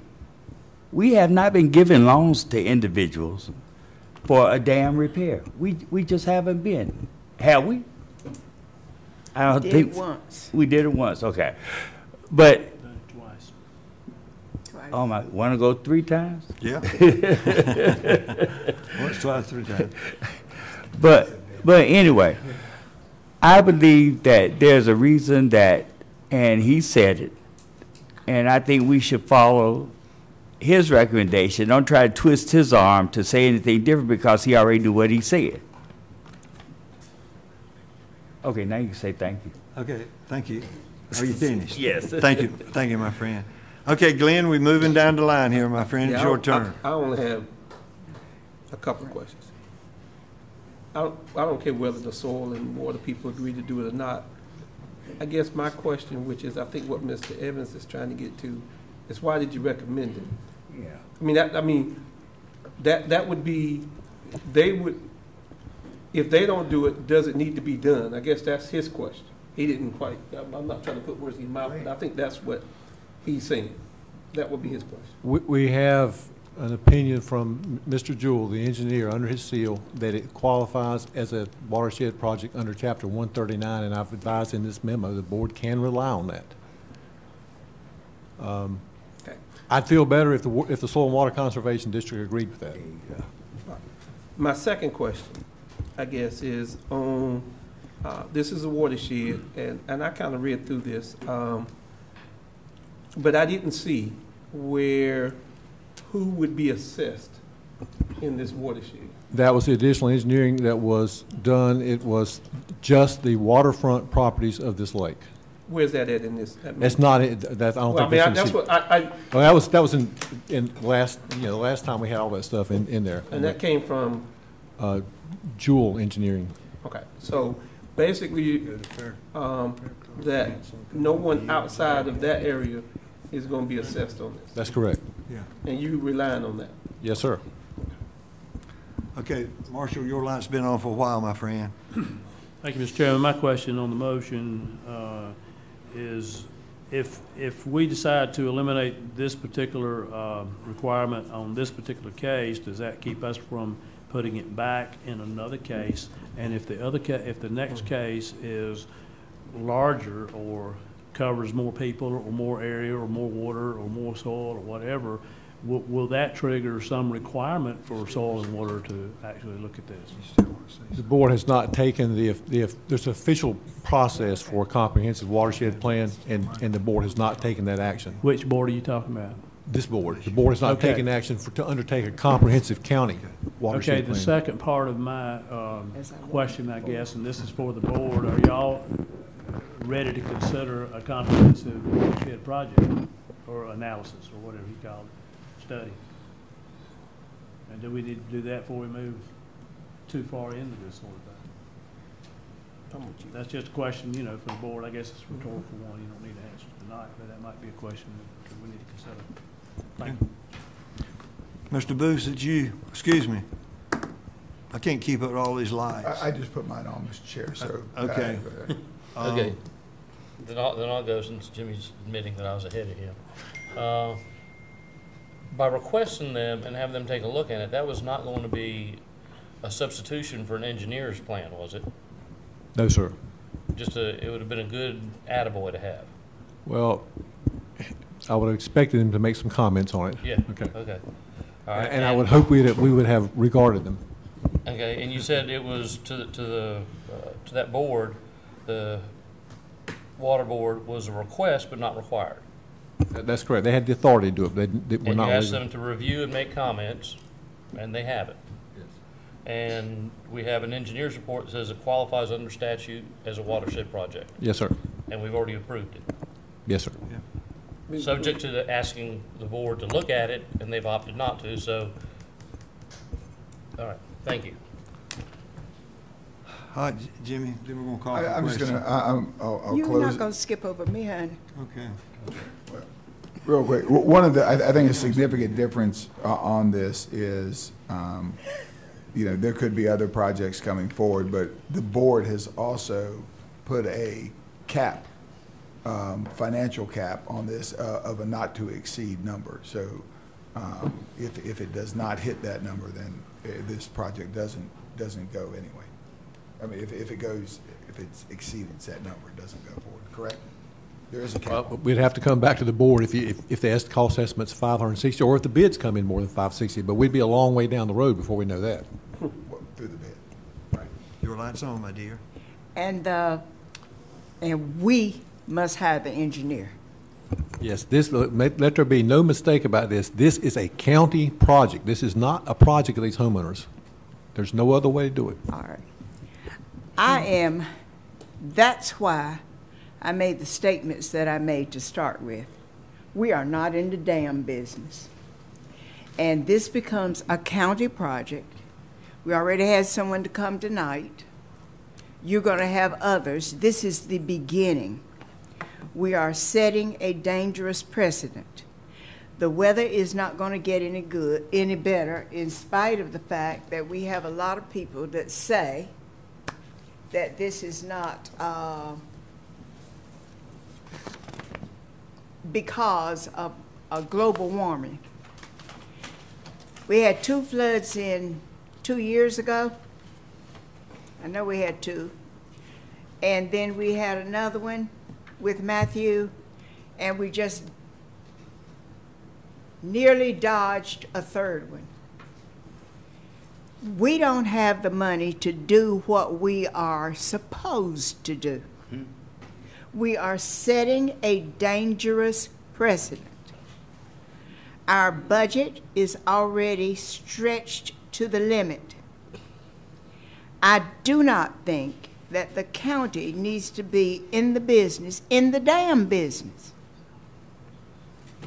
We don't need to be stretching ourselves any further unless we're going to also take up the projects of everybody whose dam is breached. And I have said I had one myself that was breached. 2 of my neighbors. But we don't have the money.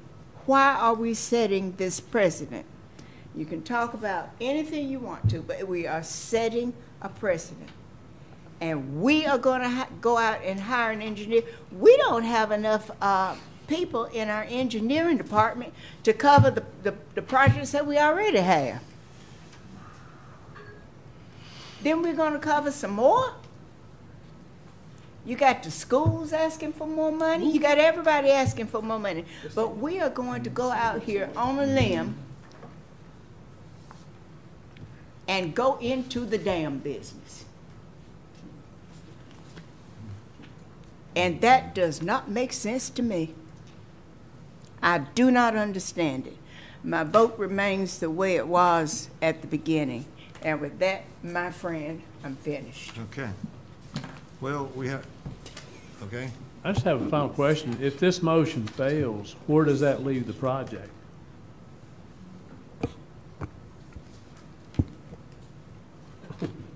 That's a good question. It really is. Well, what it does, it leaves that clause in there. It leaves that requirement in there. And it becomes a, you know, we're saying that it must meet these requirements, but it's kind of a red herring because we cannot meet that requirement. So where does that leave the project if the motion fails? The board would have to approve a budget for this project. I mean, that's the only way we can move forward anyway. So before, I mean, we're at the stage now of starting this project if this is removed. If the board could certainly approve a budget for this and give us direction to go forward with that condition unmet, but I was just asking for the board's consideration to remove that so that staff could continue. We haven't finalized engineering stuff. We have, as y'all know, you approved a list of qualified engineers a couple of years ago that we can pick from and sort of make a shortened approach to hiring engineers. Mr. Jewell's not on that list. I know that Jeffrey and I have talked about this a few weeks ago about working that out. I don't know whether Mr. Jewell was going to try to get on the list or how we're going to do it, but so there are other things that are in place that are going along with it that we're trying to get resolved. But ultimately, the board will have to approve a budget for this project and for hiring an engineer. And we will make a recommendation as to an engineer. It may be Mr. Jewell. It may we don't know yet. I mean, we haven't gotten that stage, but it may be very likely be Mr. Jewell. Well, Mr. Chairman, I think, you know, somewhere deep inside, I feel like this board needs to look at what happened with these dams and what the long-term implications for the county are, and whether we do or don't have the money to do anything about it. I'd like to know, and I would exclude from that anything within any municipalities. We'll let the municipalities take care of those dams, but whatever's out there in the county, how does that impact the drainage in this county, because I live downstream from a couple of dams that burst. And while I didn't live on a body of water, I had one in my backyard when that happened. And and a couple of those might be in the city, a couple of those might be in the county, but it's Blunt's Creek. You can look it up on the map. But I just wonder what the long-term implications are, because just the other day I rode right across the bridge at Bowling Spring Lake and saw that huge pit where all that water went downstream and washed out Orton Plantation and all these other things downstream. So somehow this does have implications to the quality of life and safety in Cumberland County. And I'd like to see it overall, how we would approach a comprehensive approach on this thing, and instead of a piecemeal by piecemeal thing. I mean, I'm in favor of the project that we're looking at, but I want to see how it fits into an overall project. So I don't know where I stand on it. And Commissioner Adams. Well, here's the quandary, is that you're asking us to vote on something that can't be done, but that moves this project down the road without all the stuff that you're asking for. So, and I know Mr. Keefe has a motion on the table, but on the floor, but I think this needs to be tabled until we get all of those questions answered to be able to deal with that.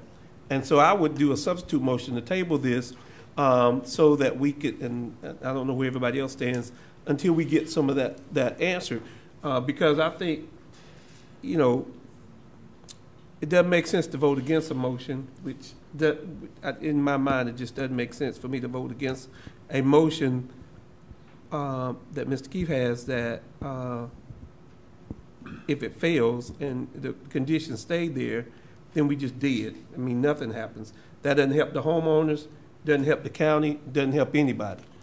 If the motion passes, we move down the road without having all of these other things answered. So, Mr. Keefe, and not that I'm trying to delay or postpone anything, but I think that with those questions that are out there, young lady just came tonight, I don't know if that's in the city, the county, or whatever, but I think some of those questions need to be answered and a more detailed information given to this board. So I would move to table this. I'll second the motion.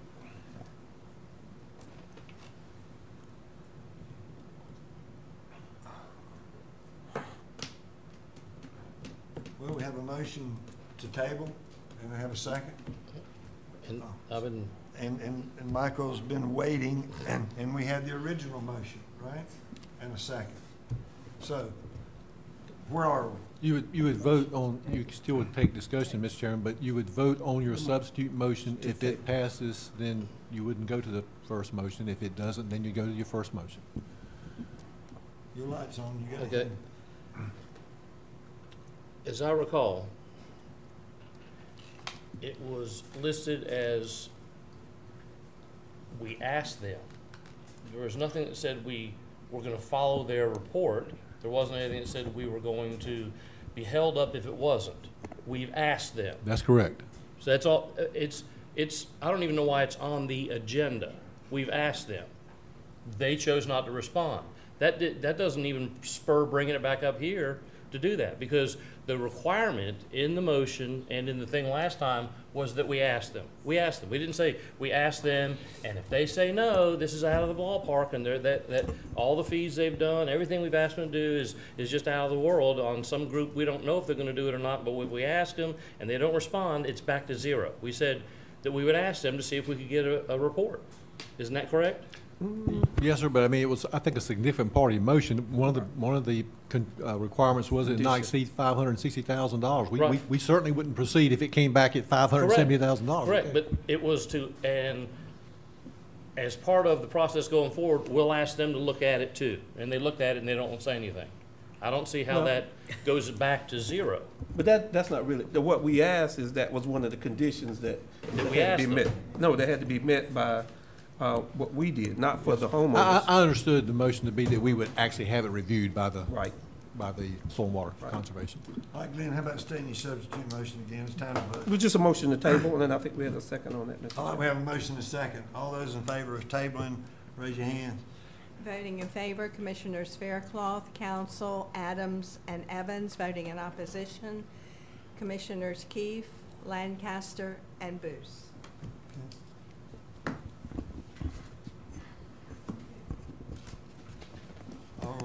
And Mr. Chairman, just my idea on trying to follow along with Commissioner Faircloth's suggestion would be to go back to soil and water folks and maybe even with the state commission and let them know that we do want to have, and not a fully adopted comprehensive plan, but some comments and review of these proposals to see what we can do with it. I mean, I think we can get some of that information without hiring an engineer at this point, but it's going to take a little while to get it. Okay, for some clarification with our vote, where are we now on this issue, and what can we expect to be doing within a reasonable amount of time? Right now, the project, as I understand, is tabled. Was that the intent of the motion, Mr. Faircloth? I'm sorry. Yes, I'm sorry. Yeah, and I think Marshall expressed well what he needed and what we all need to be able to move forward on. And it's not dead. I mean, it's just tabled till we get that information that is requested. And following up with Mr. Faircloth suggested, and that was really along the lines of the reason I recommend this was I will still pursue trying to get some of that information from the soil and water conservation folks. Well, not only them, I think he meant the whole for the whole county. As I said, my dilemma is I would like to look at every one of these things in a. You're kidding, right? And no, I'm not kidding. Every little podunk dam is going to hold this thing up now. That's it until we decide what every little. Well, you know, some farmer did a burrow and did a little berm in his yard, and that's gone. And that's out in the county. We got to go look at that one too. You know, it's dead. You voted to kill it. Let's just be honest. But by the time we come, I'm not going to sit here and debate you about it, Mr. Bush. But the fact this group comes up with a comprehensive plan for the county on anything, you know, that'll be years from now. If we get everybody to come to the meeting. So I would expect that after this vote, that the folks from Mount Vernon Estates will be contacted, and they will know exactly what it is that they need to do in addition to what they've already done as we proceed or not proceed. No, I don't think those folks need to do anything further at this point. I think it's just a matter of us trying to get some information on how these things fit together. This project by itself is a lot different. If this is the only thing we were considering, Rockfish is a serious project. There are 3 major dams on in the Rockfish watershed, and with what we just went through with Matthew, I think you all understand how serious that can get. So that's a different situation. But if we start this with this one, we're going to be hard pressed not to do it for the next one. This is no bad. This is so. Are we? Okay, we voted. Can we? That's item. Yes. If the information comes to, can we request it come to policy? Yes, ma'am. That would be the appropriate way to handle it. Yes, ma'am. Or Mr. Lancaster, can we request that we have an update at a policy committee meeting whenever this information is gathered? And I still would like to know how many dams there are in Cumberland County. Okay. We'll take that under advisement and probably bring it before the policy committee. That's myself, Commissioner Booth, Commissioner Evans. Okay? Well, wait a minute. I guess just to get some clarification as to what comes to the policy. Is it the overall plan, or I don't know when you get to this point of building stuff, whether that's a facilities issue or whether that's a policy issue. I don't, you know, if you talk about building and doing all of that. Why don't we throw finance in there too? Well, yeah, it's got finance too. It's all about everything. I do agree. Mr. Chair, I think we owe the citizens of Mount Vernon Estates some idea of what's going on right now, because they don't know. That's the reason for my question. And I don't know either, to tell you the truth. Nope. I'm sorry. I'm sorry. Well, it is what it is at this point in time. And we're going to look into this further, and without belaboring this point anymore, let's go ahead and move on to another item. Yes. Okay, let me ask y'all something. Okay. Am I allowed to let the lady speak? Yes or no?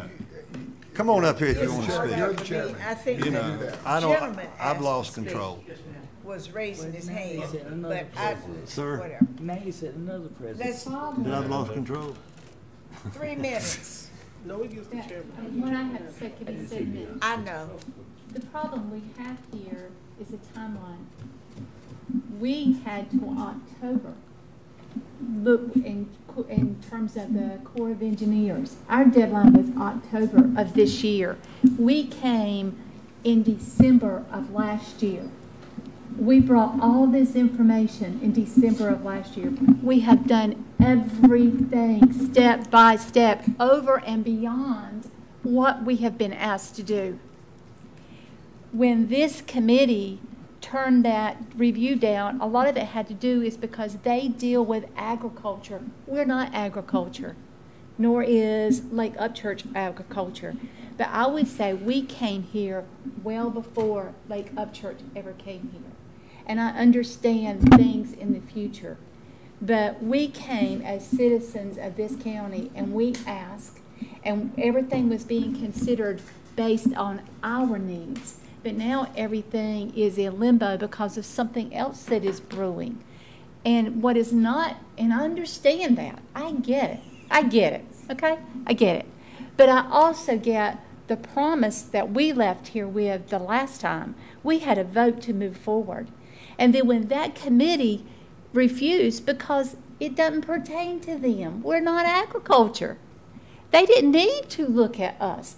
Dam safety has got to put the seal of approval on anything that goes forward.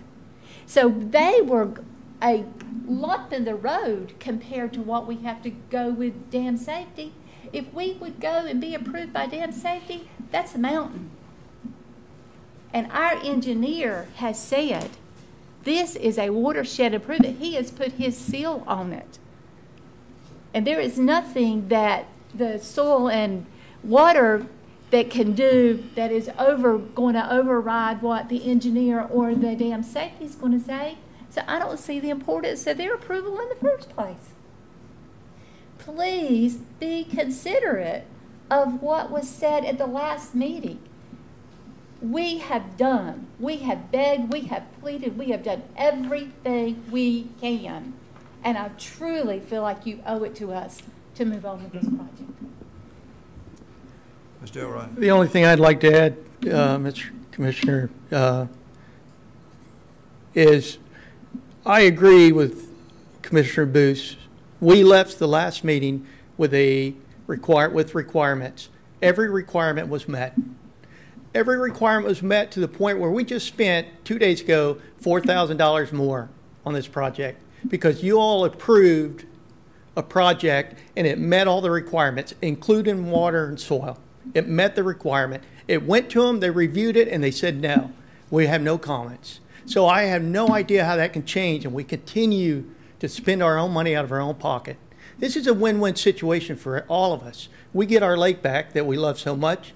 The revenue and taxes continues the same, and the future increases instead of decreases because all our property values are going down. I can give you examples of the houses on the lake right now. One in particular that's been sitting there for 2 years that they've dropped the price $50,000 already below the asking price because of the lake being gone. But Commissioner Booth hit the nail on the head.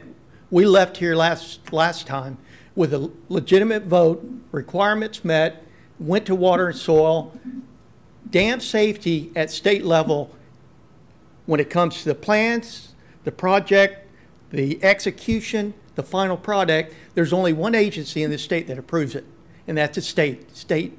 So I don't personally agree that you're getting in the dam business. We're going to pay every penny back. We're going to pay plus 6% interest. We're not asking you to give us free money. Through assessment, we're going to pay it back. And we've already spent thousands of dollars on this project that we're not asking you all to pay us back. but we have spent thousands of dollars out of our own pockets, each and every one of us, on that lakefront. We could have asked the whole neighborhood. I think Commissioner Evans, you brought this up, or Commissioner Adams, 22. We could have asked the entire neighborhood, but we didn't think it was fair for the people that didn't live on the lake to have to pay anything, although they do use the lake. Through the covenant in our neighborhood, those people use the lake. They can go in there, they can fish, they can do what they want. But I really think that the vote was made, Mr. Chairman, last week, and I don't know why there was a vote, why this was brought up. I mean, it went to Water and Soil, and they reviewed it. They covered everything. Thank you. Okay, thank you. Thank you for that. All right. We are at item C, consideration and approval of solid waste disposal fees. Move we approve waiving the solid waste disposal fees for residential customers. We have a motion and a second. Any discussion? All those in favor? That is unanimous. Okay, we're at item D, consideration and approval and request to waive permitting fees for Hurricane Florence. So moved. All right, we have a motion and a second. Any further discussion? All those in favor? We're at item E, consideration interlocal agreement, debris removal in the county and of small towns. Is this hurricane debris? Yes, Yes. it is. Move we approve the interlocal agreement for contracted debris removal in the county's small towns. We have a motion. Have a Second. Have a But motion. this is after it's gathered and piled up, right? Yes, Yes, that's correct. Yes. All right, All right. thank you. Motion and second. Second. All those in favor? We have F, consideration in a local agreement of the town of Stedman, enforce the county's minimum housing ordinance within the town of Stedman. Is this the same one that's in place with Eastover? Move we approve the interlocal agreement with the town of Stedman to enforce minimum housing ordinances with the town of Stedman. We have a motion. Do we have a second? We have a motion and a Discussion. second. All those in favor? Discussion. Okay, how about some discussion? Thank you. Mr. Moorfield, why aren't we going ahead and do it with the other small towns at the same time? We had this discussion when we did Eastover, that would this same ordinance apply to Stedman, or are we going to wait till Falcon or Wade comes in, or Linden? I mean, can it not be comprehensive?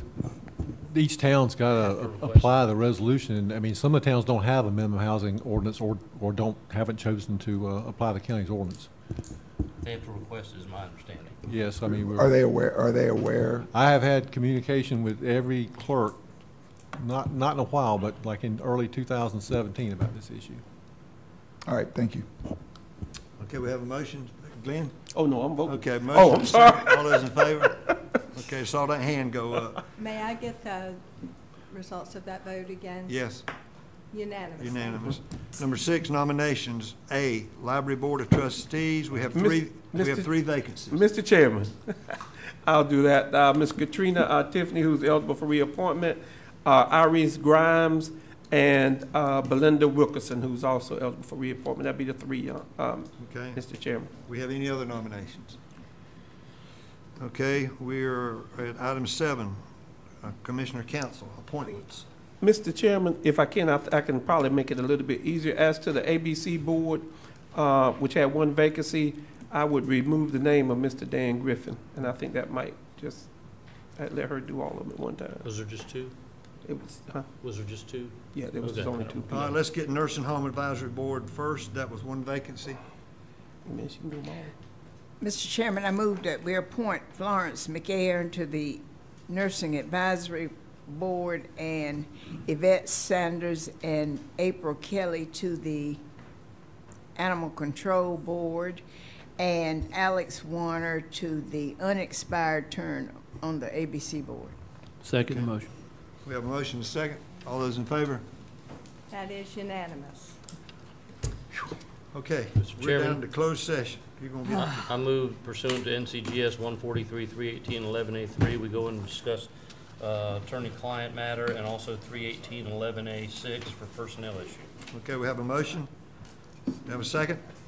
Second. Okay, we have a motion and a second to go into closed session. All those in favor? Unanimous. Unanimous. Okay. Thank you. All right. Kelly.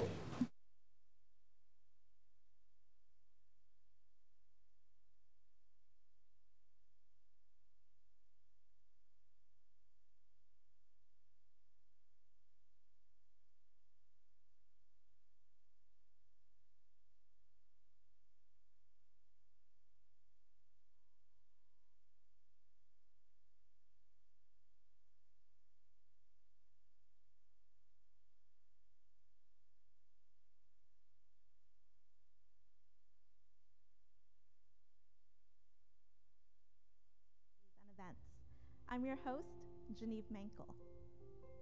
It's been several